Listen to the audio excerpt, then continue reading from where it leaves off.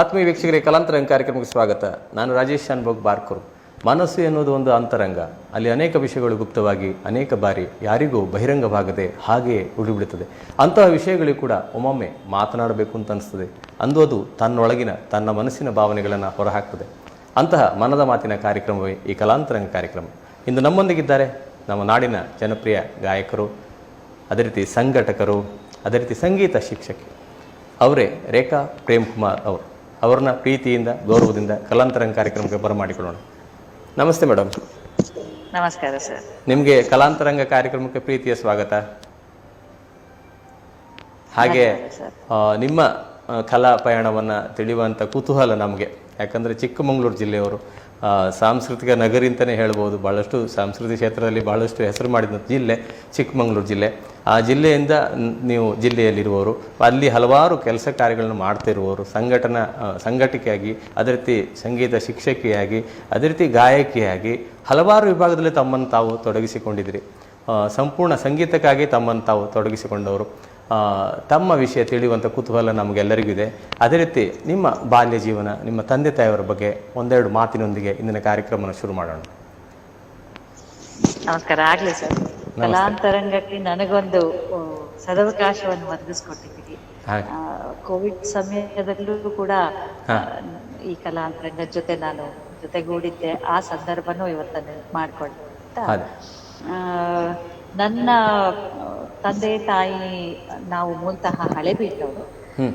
ಆದ್ರೆ ಇದ್ದಿದ್ದು ಬೆಳೆದಿದ್ದು ಎಲ್ಲ ನನ್ನ ಹುಟ್ಟು ಕಡೂರಿನಲ್ಲಿ. ನನ್ನ ತಂದೆ ತಾಯಿ ಇಬ್ರು ಕೆಲಸದಲ್ಲಿ ಇದ್ದಿದ್ರಿಂದ ಹಾಗಾಗಿ ಕಡೂರಿನಲ್ಲಿ ಹುಟ್ಟಿ ನನ್ನ ಬಾಲ್ಯವನ್ನು ಅಲ್ಲಿ ಕಳೆದೆ.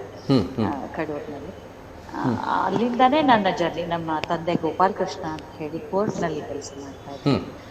ತಾಯಿ ಶಿಕ್ಷಕಿ ಪ್ರಭಾವತಿ ಅಂತ ಹೇಳಿ. ಅವರು ಇಬ್ರು ಕಡೂರಿನಲ್ಲಿ ಕೆಲಸ ಮಾಡ್ತಾ ಇದ್ರಿಂದ ಅಲ್ಲಿ ನನ್ನ ಬಾಲ್ಯ ಒಂದಷ್ಟು ವರ್ಷ.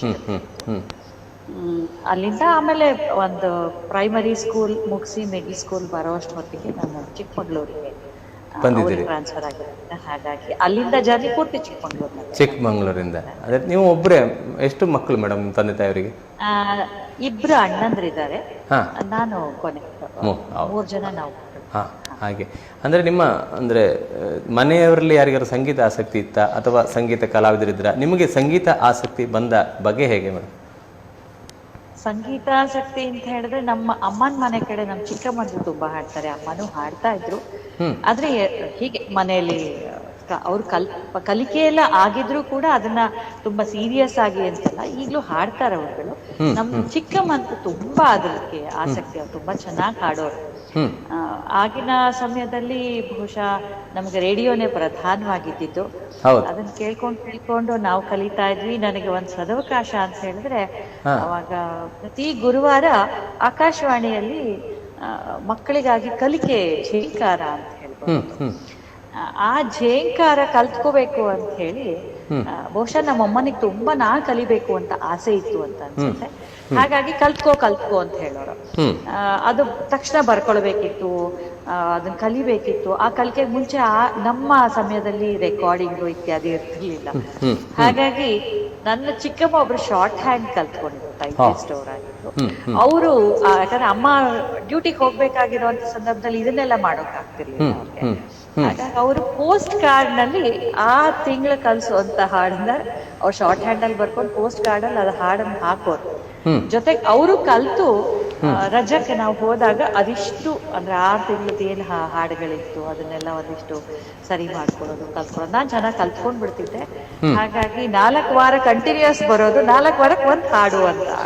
ಒಂದ್ ತಿಂಗಳಿಗೆ ಒಂದ್ ಹಾಡು, ಹೀಗೆ ತಿಂಗಳಿಗೆ ಒಂದ್ ಹಾಡು.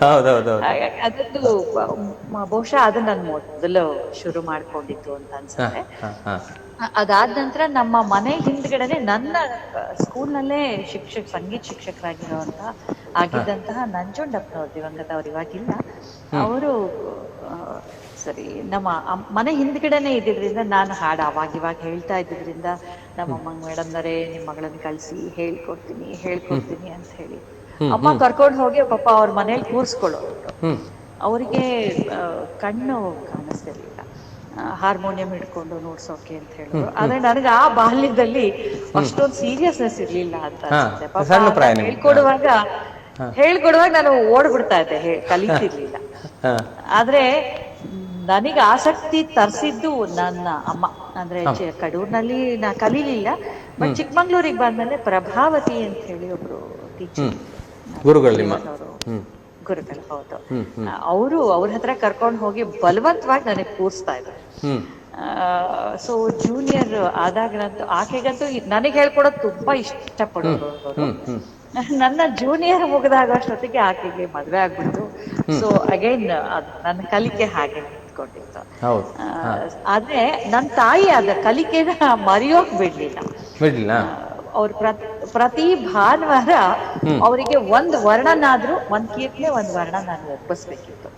ಅದಾದ್ಮೇಲೆ ಅವರು ನನಗೆ ಊಟಕ್ಕೆ ಹಾಕೋರು, ಅವ್ರು ಆಮೇಲೆ ಊಟ ಮಾಡೋರು. ನನಗ್ ಶಿಕ್ಷೆ ಅಂತ ಅವಾಗ ಅನ್ನಿಸ್ತಾ ಇತ್ತು, ಆದ್ರೆ ಮುಂದೆ ಅದೇ ನನಗೆ ಒಂದ್ ಒಳ್ಳೆ ದಾರಿ ತೋರಿಸಿತ್ತು. ಹೌದು ಹೌದು, ಖಂಡಿತ.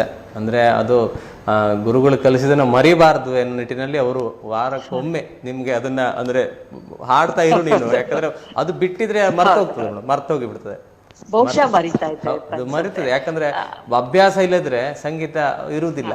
ಅದು ಎಷ್ಟೇ ಇದಾದ್ರೂ ಕೂಡ, ಎಷ್ಟೇ ಕಲ್ತ್ರು ಅಭ್ಯಾಸ ಮಾಡಿದ್ರೆ ಅದು ಸರಾಗವಾಗಿ ಬರುದಿಲ್ಲ. ಆಕೆಗೂ ಆ ಪಾಠಗಳಾಗಿತ್ತು, ಹಾಗಾಗಿ ಅವ್ರು ಸ್ವತಃ ಶಿಕ್ಷಕಿ ಆಗಿದ್ರಿಂದ ಶಿಕ್ಷೆ ಕೊಟ್ಟಾದ್ರೂ ನನ್ಗೆ ಹೇಳಿಸ್ತಾ ಇದ್ರು. ಹಾಗಾಗಿ ಹಂಚೂರು ಉಳಿ ಆಗ್ಲಿ ಅಂದ್ರೆ ತಾಯಿಯಿಂದಾಗಿ ಅದು ಮುಂದುವರ್ಕೊಂಡು ಬಂತು. ಆನಂತರ ನೀವು ಗಮಕ ಕಲೆಯ ಬಗ್ಗೆ ನಿಮ್ ಅಧ್ಯಯನ ಮಾಡಿದ್ರಿ, ಗಮಕ ಪರಿಷತ್ತಲ್ಲಿದ್ರಿ, ಅದ್ರ ಬಗ್ಗೆ ಒಂದೆರಡು ಮಾತಾಡಿದ್ರಿ. ಗಮಕ ಕಲೆಯ ಬಗ್ಗೆ ಒಂದೆರಡು ಮಾತು. ಖಂಡಿತ. ಇದು ಸೇಮ್ ಹಾಗೆ ಆಗಿತ್ತು. ನಮ್ಮ ಮನೆ ರೋಡ್ನಲ್ಲಿ ಶಾರದಾ ಅಂತ ಟೀಚರ್ ತುಂಬಾ ಅತ್ಯುತ್ತಮವಾಗಿ ಗಮಕ ಹೇಳೋರು. ನಮ್ಮನೆ ಅವ್ರ ಮನೆಯಿಂದ ದಾಟಿ ಅವ್ರು ಎಲ್ಲೇ ಹೋಗ್ಬೇಕು ಅಂದ್ರೆ ನಮ್ಮನೆ ದಾಟಿ ಹೋಗ್ಬೇಕಿತ್ತು. ನಮ್ಮನೆಯಲ್ಲಿ ಒಂದ್ ಅಭ್ಯಾಸ, ನನ್ನ ಅಣ್ಣಂದ್ರು ಹಾಡ್ತಾರೆ. ಸೊ ನಾವು 3 ಜನಕ್ಕೆ ಸುಮ್ನೆ ಹಾಡೋದು, ಸದಾ ಹಾಡ್ತಾ ಇರೋಂತ ಒಂದ್ ಅಭ್ಯಾಸ ಇತ್ತು. ಅದ್ ಯಾವ್ದಾರು ಆಗಿರ್ಬೋದು, ಹಾಡ್ತಾನೆ ಇರ್ತಾ ಇದ್ವಿ. ಒಂಥರ ಈ ಜೂಕ್ ಬಾಕ್ಸ್ ಅಂತಾರಲ್ಲ ಹಾಗೆ.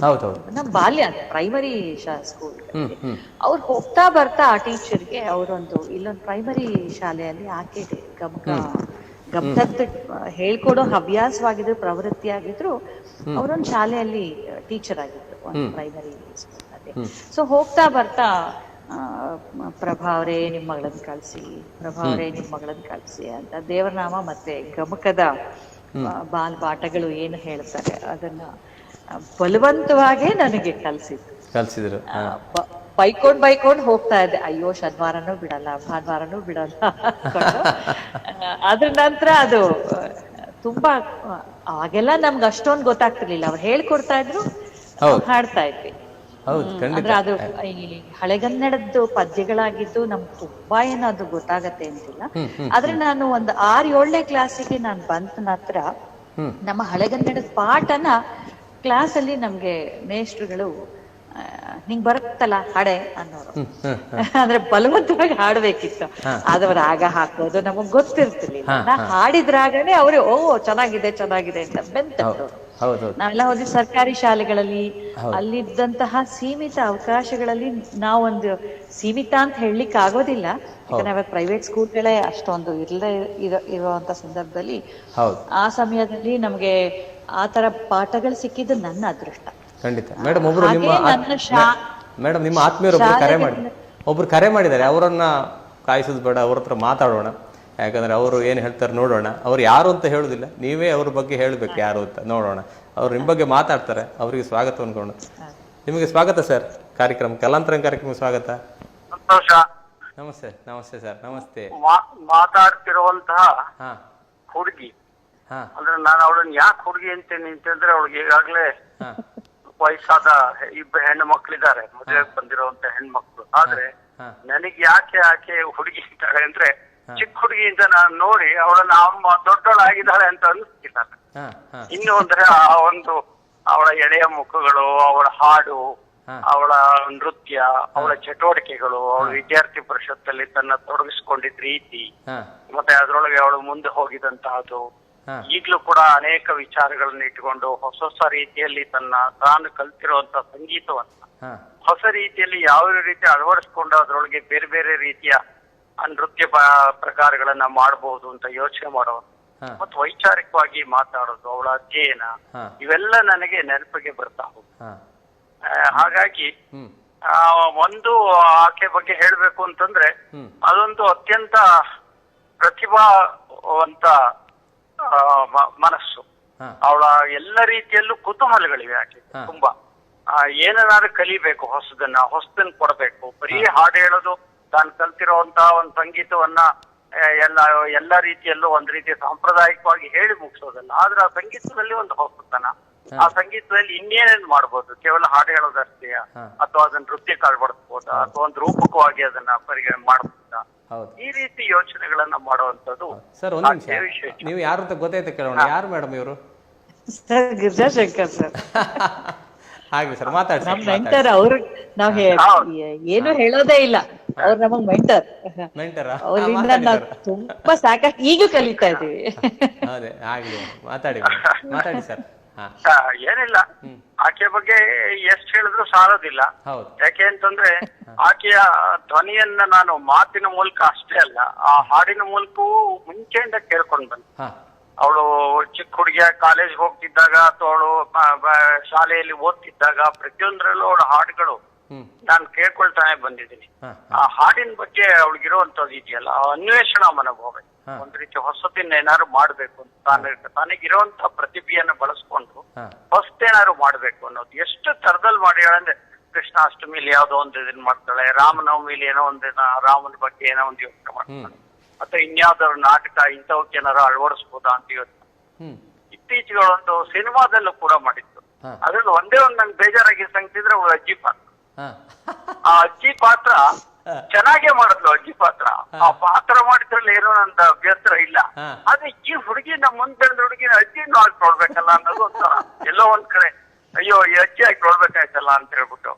ಆದ್ರೆ ಎಷ್ಟು ಚೆನ್ನಾಗ್ ಮಾಡಿದ್ಲು ಅಂದ್ರೆ ಅವಳಿಗೆ ಇನ್ನೂ ಹೊಸ್ತು. ನಾಟಕದಲ್ಲಿ ಏನು ಅವಳು ತುಂಬಾ ಪರಿಣಿತಿಯಾಗಿ ಯಾವ್ದೋ ಇದ್ರೆಲ್ಲ ಭಾಗವಹಿಸಿ ಅನೇಕ ನಾಟಕಗಳಲ್ಲೆಲ್ಲ ಭಾಗವಹಿಸಿ ಏನು ಮಾಡಿರ್ಲಿಲ್ಲ.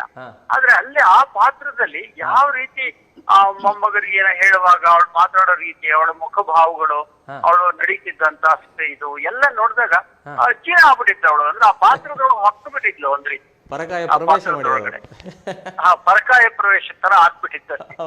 ಇದು ನನ್ಗೆ ಸಂತೋಷ. ಅವಳಲ್ಲಿರುವಂತಹ ಪ್ರತಿಭೆ ಇದೆಯಲ್ಲ, ಯಾವ್ದನ್ನೇ ಕೊಡ್ಲಿ, ಅವಳಿಗೊಂದು ಡ್ಯಾನ್ಸ್ ಕೊಡಿ, ಅವಳಿಗೊಂದು ಹಾಡು ಕೊಡಿ, ಅವಳಿಗೊಂದು ನಾಟಕ ಮಾಡೋವಂಥದ್ದು ಹೇಳಿ, ಒಂದು ಭಾಷಣ ಮಾಡ್ಲಿಕ್ಕೆ ಹೇಳಿ, ಅದನ್ನು ಅಷ್ಟವಾಗಿ. ಮತ್ತೆ ಅವಳು ಹೇಳೋ ಒಂದೇ ಮಾತ್ರ ಇವತ್ತು ಕೂಡ ಕಿಣಿಯಲ್ಲಿ ಮತ್ತೆ ಅಣುರಣಿಸುತ್ತೆ. ಅವಳು ಒಂದೇ ಮಾತ್ರ ಹೇಳ್ತಾ ಇದ್ರು. ವಾಜಪೇಯಿ ಕೂಡ ಅದನ್ನ ನೋಡ್ಬಿಟ್ಟು ಅಚ್ಚ ಗಾಯ ಭೇಟಿ ಅಂತ ಹೇಳಿದ್ರು. ನಂಗೆ ಹಿಂದಿ ಬರೋದಿಲ್ಲ, ಅದರಿಂದ ಹೇಳ್ತಾ ಇದ್ರು. ಅಂದ್ರೆ ಈ ರೀತಿ ಒಂದು ಪ್ರತಿಭಾವಂತ ಹೆಣ್ಣು ಮಗಳು ಆಕೆ ನಮ್ಮೂರಿನ, ಅಷ್ಟು ಹೇಳ್ಬೋದು ನಾನು ಅವ್ರ ಬಗ್ಗೆ. ಬಹಳ ಖುಷಿ ಆಯ್ತು ಸರ್ ನಿಮ್ಮ ಮಾತು ಕೇಳಿ. ನೀವು ಬಹಳಷ್ಟು ಬಲ್ಲವರು, ಚಿಕ್ಕಂದಿನಿಂದ ಬಲ್ಲವರು. ನೀವು ಅವ್ರು ಹೇಳಿದ್ರು ನಿಮ್ಮನ್ನ ಮೆಂಟರ್ ಅಂತ ಹೇಳಿ ಆಯ್ತು ಅವರು. ಏನ್ ಹೇಳ್ತೀರಿ ಮೇಡಮ್? ಹಿರಿಯರು ಅಂತ ಹೇಳಕ್ಕಿಂತ ಅವಳು ನಮ್ಗೊಂದ್ ರೀತಿ ಮೆಂಟರೇ. ನಮ್ಗೆ ಅನೇಕ ಸಂಗತಿಗಳು ಯಾವ್ದಾದ್ರು ಗೊತ್ತಿಲ್ದಿದ್ರೆ ಅವಳನ್ನು ಕೇಳ್ತೀವಿ ನಾವು. ಕತೆ ಬುಕ್ ಓದ್ತಾಳೆ ಅವಳು, ಬೇರೆ ಬೇರೆ ಪತ್ರಿಕೆಗಳನ್ನ ಚೆನ್ನಾಗಿ ಓದ್ತಾಳೆ, ವೈಚಾರಿಕವಾಗಿ ಯೋಚನೆ ಮಾಡ್ತಾಳೆ. ಈಗೆಲ್ಲ ರೀತಿಯಲ್ಲೂ ಒಂದ್ ರೀತಿ ಅವಳ ವ್ಯಕ್ತಿತ್ವ ಅತ್ಯಂತ ತುಂಬಾ ಮಾಗಿದ ಅಂತ ವ್ಯಕ್ತಿತ್ವ ಆಗ್ತಾ ಇದೆ. ಹೌದು, ಆಗ್ಲಿ ಸರ್. ಬಹಳ ಖುಷಿ ಆಯ್ತು ಸರ್ ತಮ್ಮೊಂದಿಗೆ ಮಾತಾಡಿ. ನಿಮಗೆ ನಮ್ಮ ಚಾನೆಲ್ ಪರವಾಗಿ ಪ್ರೀತಿಯ ಧನ್ಯವಾದಗಳು. ಧನ್ಯವಾದಗಳು ಮೇಡಮ್. ನೀವು ಗಮಕ ಕಲೆಯ ಬಗ್ಗೆ ಮಾತಾಡ್ತಿದ್ರಿ, ಮುಂದುವರಿಸಿ ಮೇಡಮ್. ಅದೇ ಆ ಗಮಕ ಕಲೆ ಬಹುಶಃ ನಾನು ಒಂದು 6-7ನೇ ಕ್ಲಾಸ್ನಲ್ಲಿ ಕಲ್ತ್ಕೊಂಡಾಗ ಅಷ್ಟೊಂದು ತೀವ್ರವಾಗಿದೆ ಅಂತಿಲ್ಲ. ಪಾಠ ಏನು ಕೇಳ್ತಾ ಇದ್ವಿ, ನಮ್ಮ ಮೇಷ್ಟ್ರುಗಳೇನ್ ಮಾಡೋರು, ನಿಂಗೆ ಹೇಗ್ ಬರುತ್ತೆ ಹಾಗೆ ಹಾಡು ಅಂತ ಹೇಳೋರು. ಸೊ ಅವ್ರು ಕೇಳ್ತಾರೆ ಅನ್ನೋ ಕಾರಣಕ್ಕೆ ಅವ್ರ ಪಾಠದಲ್ದಲ್ಲೇ ನಮ್ ಪಾಠದಲ್ಲಿ ಇದ್ದಂತಹ ಒಂದಿಷ್ಟಕ್ಕೆ ನಾನು ಅದೇನ್ ಸಂಗೀತ ಎಷ್ಟು ಬರ್ತಾ ಇತ್ತು ಇಲ್ವೋ ಒಂದಿಷ್ಟು ರಾಗಗಳು ಹಾಕೊಂಡು, ಅದ್ ಯಾವ ರಾಗ ಅಂತ ಹೆಸರು ಕೂಡ ನನಗ್ ಗೊತ್ತಾಗ್ತಿರ್ಲಿಲ್ಲ, ಅಂತ ರಾಗದಲ್ಲಿ ಹಾಡ್ತಾ ಇದ್ದೆ. ಅದು ನಮ್ಗೆ ಅವಾಗ ಭೇಷ್ ಅಂತ. ಈಗ 7ನೇ ಕ್ಲಾಸ್ ಪಾಠ ಅಂದ್ರೆ ಎ ಸೆಕ್ಷನ್ ಅಲ್ಲಿ ನಾವಿದ್ರೆ ಬಿ ಸೆಕ್ಷನ್ ಗೆ ಬಂದ್ಬಿಟ್ಟು ಹಾಡು ಅಂತ ಹೇಳೋರು ಒಂದ್ಸಲ. ಸೊ ಹಾಗಾಗಿ ಏನಾಗ್ತಾ ಇತ್ತು ನನಗೆ, ಅದು ಹೀಗೆ 6ನೇ ಕ್ಲಾಸಿನ ಪಾಠ ಬಂದು ಒಂದ್ಸಲ ಹಾಡು. ಬಹುಶಃ ಆತರ ನನಗೆ ನನ್ನ ಶಾಲೆಯಲ್ಲಿ ಮಾಡಿಸಿದಂತಹ ನನ್ನ ಶಿಕ್ಷಕರೇ ಇದ್ದಾರೆ, ಅವರಿಂದ ನನಗೊಂದಿಷ್ಟು ಈ ತರದ್ದು ಹೊಸ ಅಂದ್ರೆ ಸಂಗೀತದೆಡೆಗೂ ಸಾಹಿತ್ಯದೆಡೆಗೂ ಗೊತ್ತಿಲ್ದಂಗೆ ನಾನು ಹೋಗಕ್ ಶುರು ಮಾಡಿದ್ದೆ.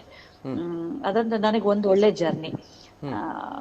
ಆದ್ರೆ ಅದ್ ಕಲ್ತ್ಕೋಬೇಕು ಅನ್ನೋದಕ್ಕಿಂತ ನನಗ್ ಗೊತ್ತಿಲ್ದಲೆ ನನ್ ಸುತ್ತಮುತ್ತ ಅದನ್ನ ಕಲ್ಸುವಂತವ್ರು ನನಗ್ ತುಂಬಾ ಜನ ಸಿಕ್ಕಿದ್ರು. ಅದಕ್ಕೆ ನಾನ್ ತುಂಬಾ ಆಭಾರಿ.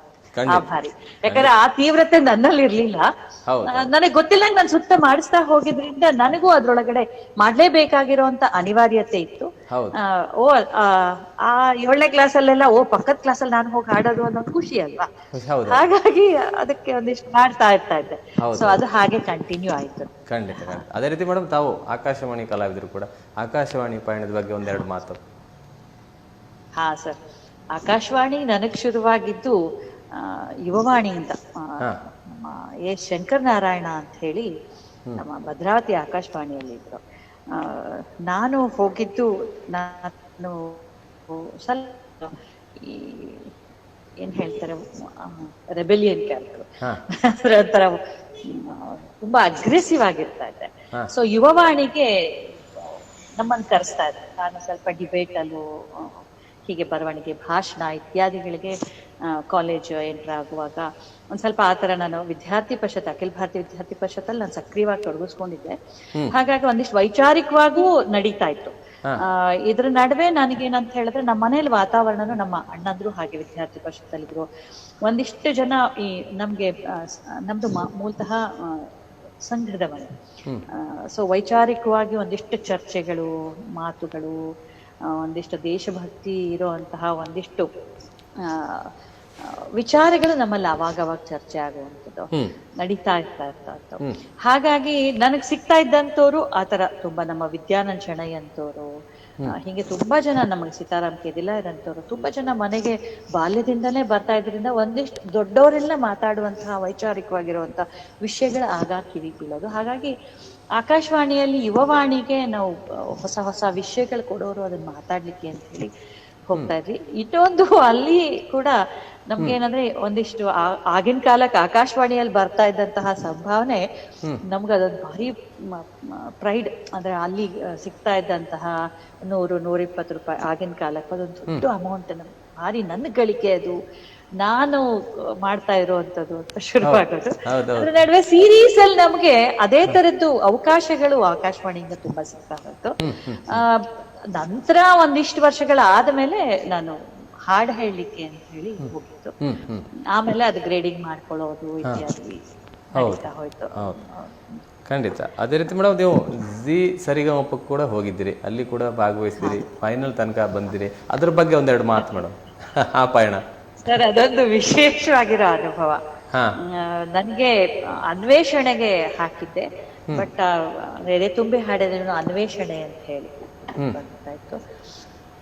ಆಗ ಅವಾಗ ನನ್ಗೆ ನನ್ನ ಮೊದಲನೇ ಮಗಳು ಅವ್ರು ಕರೆ ಬಂದಾಗ, ಸೊ ನಾ ಹೋಗಕ್ಕಾಗ್ಲಿಲ್ಲ ಅವಾಗ. 1 ತಿಂಗಳು ಮಗು, ಹಾಗಾಗಿ ಬಿಟ್ಟು ಹೋಗೋದು ಇತ್ಯಾದಿ. ಬಟ್ ತುಂಬಾ ಆಸೆ ಇತ್ತು ಹೋಗ್ಬೇಕು ಅಂತ. ಅದಿನ್ನು ಹೊಸ ಶುರುವಾಗಿತ್ತಲ್ಲ ಈ ಚಾನೆಲ್ಗಳು ಇತ್ಯಾದಿ ಎಲ್ಲ.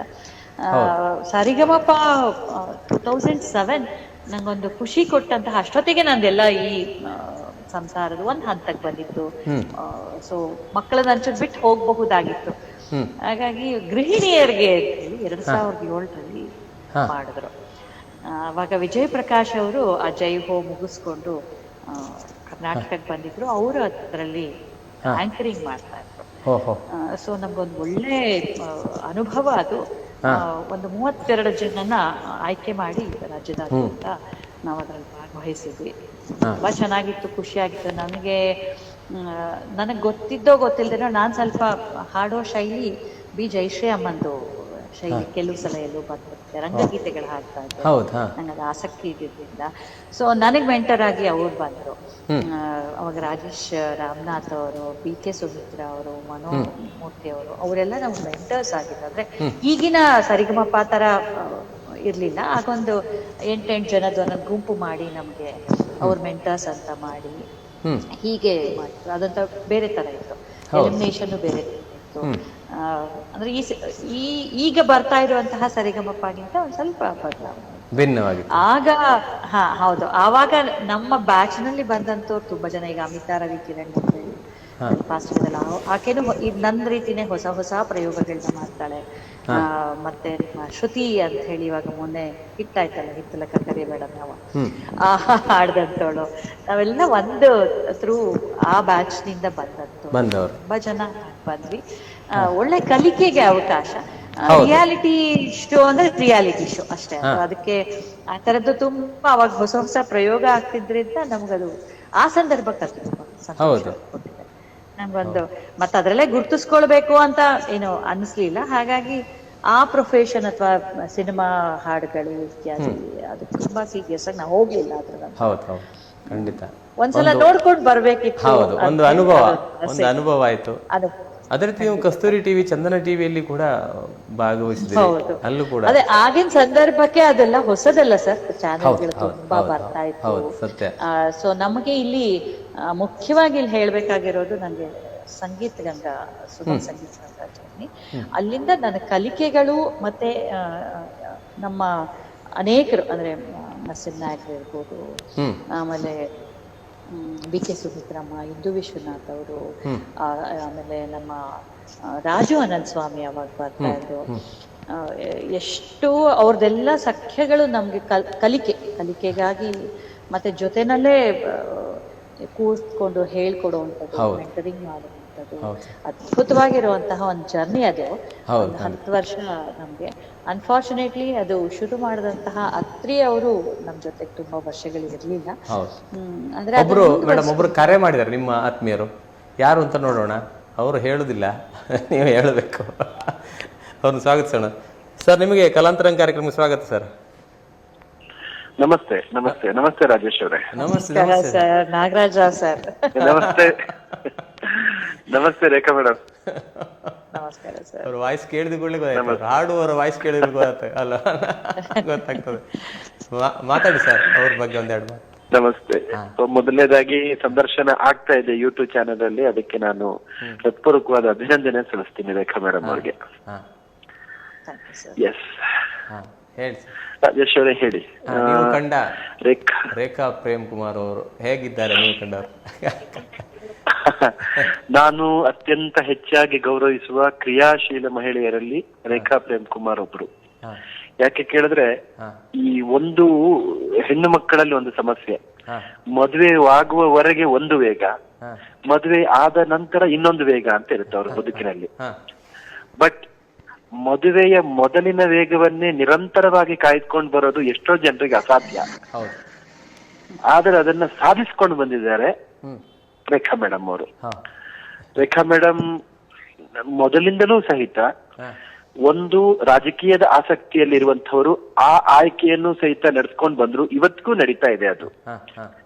ಎರಡನೇದಾಗಿ ಸಾಂಸ್ಕೃತಿಕ ಚಟುವಟಿಕೆಗಳಲ್ಲಿ ಬಹುಶಃ ಚಿಕ್ಕಮಗಳೂರು ಜಿಲ್ಲೆ ಅಂತಲ್ಲ, ರಾಜ್ಯ ಕಂಡ ಅತ್ಯಂತ ಕ್ರಿಯಾಶೀಲ ಮಹಿಳೆಯರಲ್ಲಿ ಅವರು ಒಬ್ರು. ಆರಂಭದಲ್ಲಿ ಚಿಕ್ಕಮಗಳೂರಿನಲ್ಲಿ ಸುಗಮ ಸಂಗೀತ ಗಂಗಾ 98 ಅಲ್ಲಿ ಆಯ್ತು. ಅದಕ್ಕೂ ಮೊದಲು ಶಾಲಾ ಕಾಲೇಜು ಹಂತದಿಂದಲೇ ಅವರು ಒಂದು ರೀತಿಯ ನಾಯಕತ್ವದ ಗುಣವನ್ನ ತನ್ನೊಳಗಡೆ ಇಟ್ಕೊಂಡಂತವ್ರು ಅಂತ ನಾನು ಹೇಳ್ತೀನಿ. ಸಾಂಸ್ಕೃತಿಕ ನಾಯಕತ್ವ, ಅತ್ಯುತ್ತಮವಾದ ಹಾಡುಗಾರ್ತಿ, ಯಾವ ಬಗೆಯ ಗೀತೆಗಳನ್ನಾದ್ರೂ ಅದ್ಭುತವಾಗಿ ಹಾಡುವಂತಹ ಶಕ್ತಿ ರೇಖಾ ಮೇಡಮ್ಗಿದೆ. ರೇಖಾ ಮೇಡಮ್ ಹೊಗಳ್ತಾ ಇಲ್ಲ ನಾನು, ಅದು ಸತ್ಯ ಅಷ್ಟೇ. ಅದಕ್ಕೆ ಸರಿಯಾಗಿ ಅವರ ಪತಿ ಪ್ರೇಮ್ ಕುಮಾರ್ ಅವರು ಇವರ ಎಲ್ಲ ಚಟುವಟಿಕೆಗಳಿಗೂ ನಿರಂತರವಾಗಿ ಬೆಂಬಲವನ್ನ ನೀಡ್ತಾ ಬಂದಿರೋದಿದೆಯಲ್ಲ, ಅದು ಒಂಥರ ಪುರುಷರಿಗೆ ಮಾದರಿಯಾದಂತ ವ್ಯಕ್ತಿತ್ವ. ಅದು ಎಲ್ಲಾ ಗಂಡಂದ್ರು ಆತರ ಸಪೋರ್ಟ್ ಮಾಡ್ಬೇಕು ಅನ್ನೋದಕ್ಕೆ ಪ್ರೇಮ್ ಕುಮಾರ್ ಸರ್ ಒಂದು ಉತ್ತಮ ಉದಾಹರಣೆ. ಶಾಸ್ತ್ರೀಯ ಸಂಗೀತ ಇರಬಹುದು, ಸುಗಮ ಸಂಗೀತ ಇರಬಹುದು, ಅಥವಾ ಚಿತ್ರಗೀತೆಗಳ ಗಾಯನಲ್ಲೂ ಸಹಿತ ಮೇಡಮ್ ಅವರು ಎತ್ತಿದ ಕೈ. ನಾನು ಅವರು ಒಟ್ಟಾಗಿನೇ ಕನ್ನಡ ಮತ್ತು ಸಂಸ್ಕೃತಿ ಇಲಾಖೆಯವರ ಅಡಿಯಲ್ಲಿ ಅಕಾಡೆಮಿಗಳಲ್ಲಿ ಸೇವೆಯನ್ನು ಸಲ್ಲಿಸಿದ್ವಿ. ನಾವು ನಾಟಕ ಅಕಾಡೆಮಿಯಲ್ಲಿ ಮತ್ತೆ ಮೇಡಮ್ ಅವರು ಸಂಗೀತ ಮತ್ತು ನೃತ್ಯ ಅಕಾಡೆಮಿಯಲ್ಲಿ. ಬಹುಶಃ ಆ ಸ್ಥಾನಕ್ಕೆ ಅತ್ಯಂತ ಅರ್ಹ ವ್ಯಕ್ತಿಗಳನ್ನ ಆಯ್ಕೆ ಮಾಡಿದ್ದಾರೆ ಆಗಿನ ನಮ್ಮ ಸಂಸ್ಕೃತಿ ಸಚಿವರು ಅಂತ ನಾನು ಅನ್ಕೋತೇನೆ. ಯಾಕೆಂದ್ರೆ ಯಾವುದೋ ಒಂದು ರಾಜಕೀಯದ ಕಾರಣಕ್ಕಾಗಿ ಅವ್ರನ್ನ ಆಯ್ಕೆ ಮಾಡಿದ್ದಲ್ಲ, ಪ್ರತಿಭೆಯ ಕಾರಣಕ್ಕಾಗಿ ಆಯ್ಕೆ ಮಾಡಿದ್ದು. ಇವತ್ತು ನಾದ ಚೈತನ್ಯ ಅನ್ನೋ ಸಂಸ್ಥೆ ಮಾಡ್ಕೊಂಡಿದ್ದಾರೆ. ಆ ಸಂಸ್ಥೆ ಮುಖಾಂತರ ಅನೇಕ ಸಾಂಸ್ಕೃತಿಕ ಚಟುವಟಿಕೆಗಳನ್ನ, ಸಂಗೀತ ಶಾಲೆ ಇದೆ, ಆ ಸಂಗೀತ ಶಾಲೆಯ ಮುಖಾಂತರ ಅನೇಕ ವಿದ್ಯಾರ್ಥಿಗಳನ್ನ ಸಂಗೀತದ ಕಡೆಗೆ ಆಕರ್ಷಿಸ್ತಾರೆ. ವಿಶೇಷ ಅಂದ್ರೆ ಅವರ ನಿರ್ದೇಶನದಲ್ಲಿ ನಾನೊಂದು ರಾಮಕೃಷ್ಣ ಪರಮಹಂಸರ ಪಾತ್ರವನ್ನ ಮಾಡಿದ್ದೆ, ವೀರ ವಿರಕ್ತ ವಿವೇಕಾನಂದ ಅನ್ನುವಂತ ಒಂದು ನಾಟಕದಲ್ಲಿ. ಸೊ ನನ್ಗೆ ರಾಮಕೃಷ್ಣ ಪರಮಹಂಸರ ಪಾತ್ರವನ್ನ ಅವಕಾಶ ಮಾಡಿಕೊಟ್ಟಿದ್ರು. ನನ್ನ ಈ ರಂಗಭೂಮಿ ಚಟುವಟಿಕೆಗಳಲ್ಲಿ ಒಂದು ವಿಶಿಷ್ಟವಾದ ಮತ್ತು ನನ್ನ ಸ್ವಾತಂತ್ರ್ಯಕ್ಕೆ ಅವಕಾಶ ಇದ್ದಂತ ಒಂದು ಪಾತ್ರ ರಾಮಕೃಷ್ಣ ಪರಮಹಂಸ ನಿರ್ದೇಶನವನ್ನ ಇವರ ರೇಖಾ ಮೇಡಮ್ ಮಾಡಿದ್ರು ಅನ್ನೋದೇ ಬಹಳ ಸಂತೋಷ. ರೇಖಾ ಮೇಡಮ್, ಇವತ್ತಿಗೂ ಆ ಪಾತ್ರಕ್ಕೆ ನಾನು ನಿಮ್ಗೆ ಧನ್ಯವಾದ ಹೇಳ್ತಿದ್ದೀನಿ. ಅಲ್ಲ, ನೀವ್ ಅದನ್ನ ಸಂಸ್ಕಾರ ನಿಮ್ದೆ ಓನ್ ಮಾಡ್ಕೊಂಡ್ಬಿಟ್ಟಿದ್ರಿ. ನಮಗ್ ನೀವು ಬೇರೆ ಅಲ್ಲ, ಪರಮಹಂಸರು ಬೇರೆ ಅಲ್ಲ ಅಂತ ಅನ್ಸ್ಬಿಟ್ಟಿತ್ತು.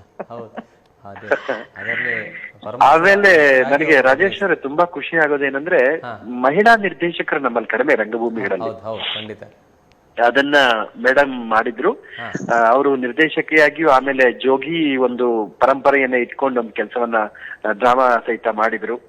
ಅನೇಕ ಚಟುವಟಿಕೆಗಳನ್ನ ನಮ್ಮ ಚಿಕ್ಕಮಗಳೂರಿನಲ್ಲಿ ನಡೆಸ್ತಾ ಇದ್ದಾರೆ. ಅನೇಕರಿಗೆ ಪ್ರೋತ್ಸಾಹವನ್ನ ನೀಡ್ತಾರೆ. ನಮ್ಮ ಕುಟುಂಬಕ್ಕೆ ನಮ್ದೊಂದು ಕಲ್ಕಟ್ಟೆ ಪುಸ್ತಕದ ಮನೆ ಅಂತ ಮಾಡ್ಕೊಂಡಿದೀವಿ. ಆ ಕುಟುಂಬದ ಕಾರ್ಯಕ್ರಮ, ಆ ಕಾರ್ಯಕ್ರಮಕ್ಕೆ ನಿರಂತರವಾಗಿ ಬೆಂಬಲವನ್ನ ನೀಡ್ತಾ ಇದ್ದಾರೆ ಮೇಡಮ್ ಅವರು. ಇನ್ನೂ ಒಂದು ವಿಶೇಷ ಅಂದ್ರೆ, ಅವರೊಳಗೊಬ್ಬ ನಟಿ ಇದ್ರು. ಅದು ಹೆಚ್ಚಿಗೆ ಹೊರಗೆ ಬಂದಿರ್ಲಿಲ್ಲ. ನಮ್ಮ ಜಲಪಾತ ಚಿತ್ರದಲ್ಲಿ ಒಂದು ಅತ್ಯುತ್ತಮವಾದಂತಹ ನಟಿಯಾಗಿ ನಮ್ಮ ರೇಖಾ ಮೇಡಮ್ ಕಾಣಿಸ್ಕೊಂಡ್ರು. ಮುಖ್ಯ ಪಾತ್ರಧಾರಿಯಾಗಿದ್ರು ಸಹಿತ ಸಿನಿಮಾ ರಿಲೀಸ್ ಆದಾಗ ಥಿಯೇಟರ್ ನ ಹೊರಭಾಗದಲ್ಲಿ ನಿಂತ್ಕೊಂಡು ಎಲ್ಲರೂ ಅವ್ರನ್ನ ಮಾತಾಡ್ತಿದ್ರಲ್ಲ, ನಮ್ ಜೊತೆ ಇರುವವರೊಬ್ಬರನ್ನ ಆ ರೀತಿ ಪ್ರೇಕ್ಷಕರೆಲ್ಲ ಹೊರಗೆ ಬಂದು ನಮ್ಮವರುಗಳು ಮಾತಾಡಿಸುವಂತ ಒಂದು ಸಂಭ್ರಮನ ನೋಡೋದೇ ನಮ್ಗೆ ಸಂತೋಷ. ಇನ್ನೊಂದು ವಿಶೇಷ ಅಂದ್ರೆ ರಾಜೇಶ್, ಇನ್ನೊಂದೇ ಒಂದು ಪಾಯಿಂಟ್ ನಾನು ಹೇಳಲೇಬೇಕು. ಯಾಕೆಂದ್ರೆ ಇಂತಹ ಚಟುವಟಿಕೆಗಳಲ್ಲಿ ಇರುವಂತವರು ಹೊರಗಡೆ ತುಂಬಾ ತಿರುಗ್ತಾ ಇರ್ತಾರೆ. ಮೆಡಿಕಲ್ ಶಾಪ್ ಅಲ್ಲಿ ಸೇವೆಯನ್ನು ಸಲ್ಲಿಸ್ತಾರೆ ಅವರು. ಮತ್ತೆ ಸಂಸ್ಕಾರ ಭಾರತೀಯ ಮುಖಾಂತರ ದೇಶದ ನಾನಾ ಭಾಗಗಳಿಗೆ ಹೋಗಿ ಬರ್ತಾರೆ ಅವರು. ಮೊನ್ನೆ ತಾನೇ ನೈನಿತಾಲಿಗೆ ಹೋದ್ರು, ಮಹಾರಾಷ್ಟ್ರಕ್ಕೆ ಹೋದ್ರು, ಡೆಲ್ಲಿಗೆ ಹೋದ್ರು, ಇನ್ನೆಲ್ಲೆಲ್ಲ ಹೋಗಿ ಬರ್ತಾ ಇರ್ತಾರೆ.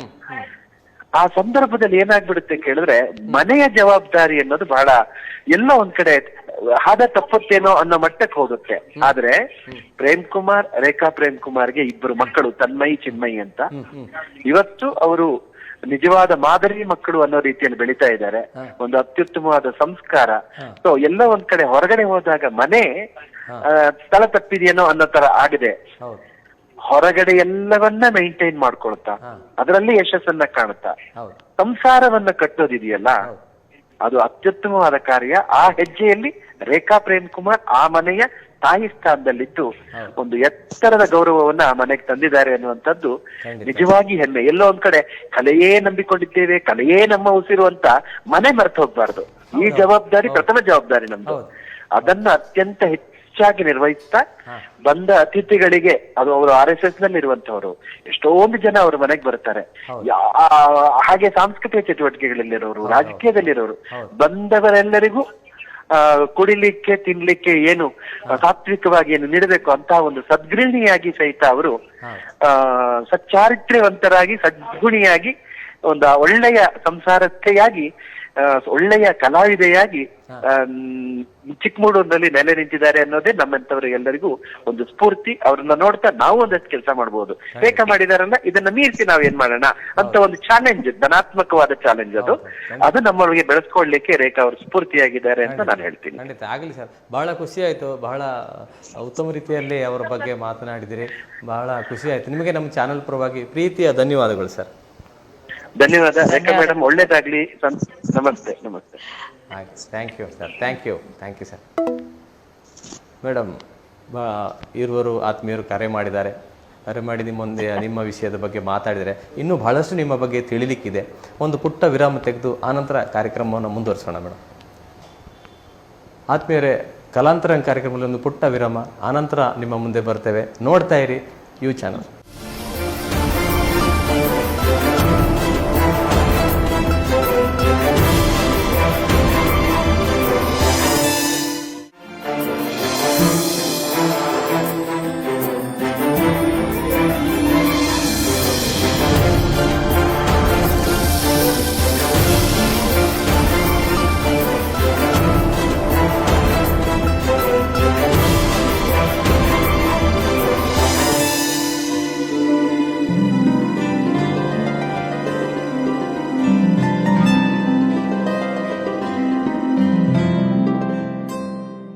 ಆತ್ಮೀಯ ವೀಕ್ಷಕರಿಗೆ ಮತ್ತೊಮ್ಮೆ ಕಲಾಂತರಂಗ ಕಾರ್ಯಕ್ರಮಕ್ಕೆ ಸ್ವಾಗತ.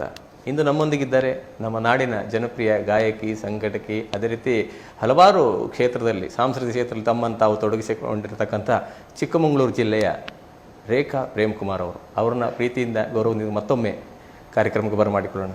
ಮೇಡಮ್ ನಮಸ್ತೆ. ಮೇಡಮ್ ಮತ್ತೊಮ್ಮೆ ನಿಮಗೆ ಸ್ವಾಗತ.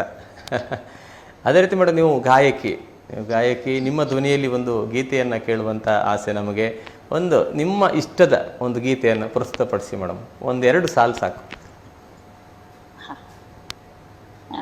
ನಂಗೆ ತುಂಬ ಇಷ್ಟವಾಗಿರುವಂತಹ ಪೂತಿ ನರಸಿಂಹಾಚಾರ್ಯ ಅವ್ರದ್ದು ನಮ್ಮ ಜಯಶ್ರೀ ಅಮ್ಮ ಅದಕ್ಕೆ ಸಂಗೀತವನ್ನ ನೀಡಿದ್ದಾರೆ. ನಿಲ್ಲಿಸದಿರು ನೀ ವನಮಾಲಿ ಕೊಳಲಗಾನವಾ ಕೊಳಲಗಾನವಾ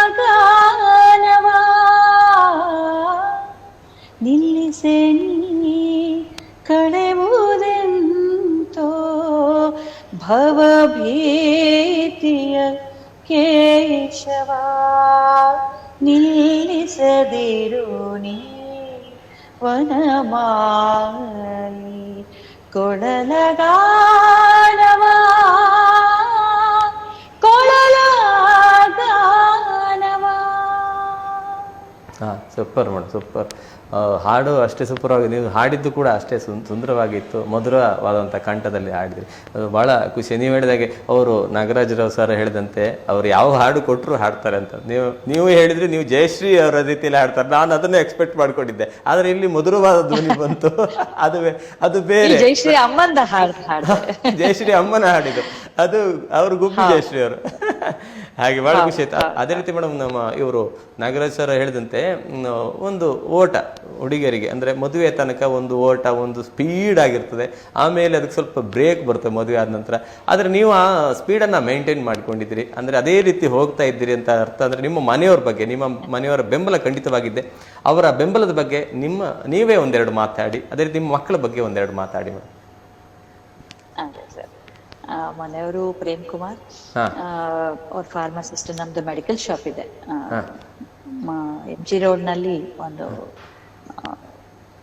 ಶೃಂಗಾರ್ ಮೆಡಿಕಲ್ಸ್ ಅಂತ ಹೇಳಿ ಒಂದು ಔಷಧಿ ಅಂಗಡಿ. ಅಲ್ಲಿ ನಾನು ಇರ್ತೀನಿ, ಅವರು ಇರ್ತಾರೆ. ಸಾಮಾಜಿಕವಾಗಿ ಇಬ್ರು ತೊಡಗಿಸ್ಕೊಂಡಿರೋದ್ರಿಂದ ಅವ್ರು ಹೊರಗಡೆ ಕಾಲಿಟ್ಟಾಗ ನಾನು ಒಳಗ್ ಬರ್ತೀನಿ, ನಾನು ಒಳಗಿದ್ದಾಗ ಅವ್ರು ಹೀಗೆ ವಯಸ್ ವರ್ಷ ಮಾಡೋದ್ರಿಂದ ನಮ್ದು ತುಂಬಾ ಅನ್ಯೋನ್ಯ ದಾಂಪತ್ಯ. ಯಾಕೆ ಅಂದ್ರೆ ಜಗಳ ಆಡಕ್ ಕೂರ್ಸೋತಿಲ್ಲ ಅನ್ನೋ ರೀತಿನಲ್ಲಿ ಸಮಯವನ್ನ ಶೇರ್ ಮಾಡ್ಕೊಂಡ್ಬಿಟ್ಟು ಕೆಲಸ ಮಾಡ್ತಾ ಇರ್ತೀವಿ. ನನಗೆ ಇಬ್ರು ಮಕ್ಕಳು, ತನ್ಮಯಿ ಮತ್ತೆ ಚಿನ್ಮಯಿ ಅಂತ ಹೇಳಿ. ತನ್ಮಯಿ ಇವಾಗ ನವದೆಹಲಿಯಲ್ಲಿ ಪೊಲಿಟಿಕಲ್ ಅನಲಿಸ್ಟ್ ಆಗಿ ಕೆಲಸ ಮಾಡ್ತಾ ಇದ್ದಾರೆ. ಚಿಕ್ಕವಳು MSc ಮಾಡ್ತಾ ಇದ್ದಾರೆ ಬೆಂಗಳೂರಿನಲ್ಲಿ. ಮನೆಯವ್ರದ್ದು ನಂಗೆ ತುಂಬಾನೇ ಸಪೋರ್ಟ್.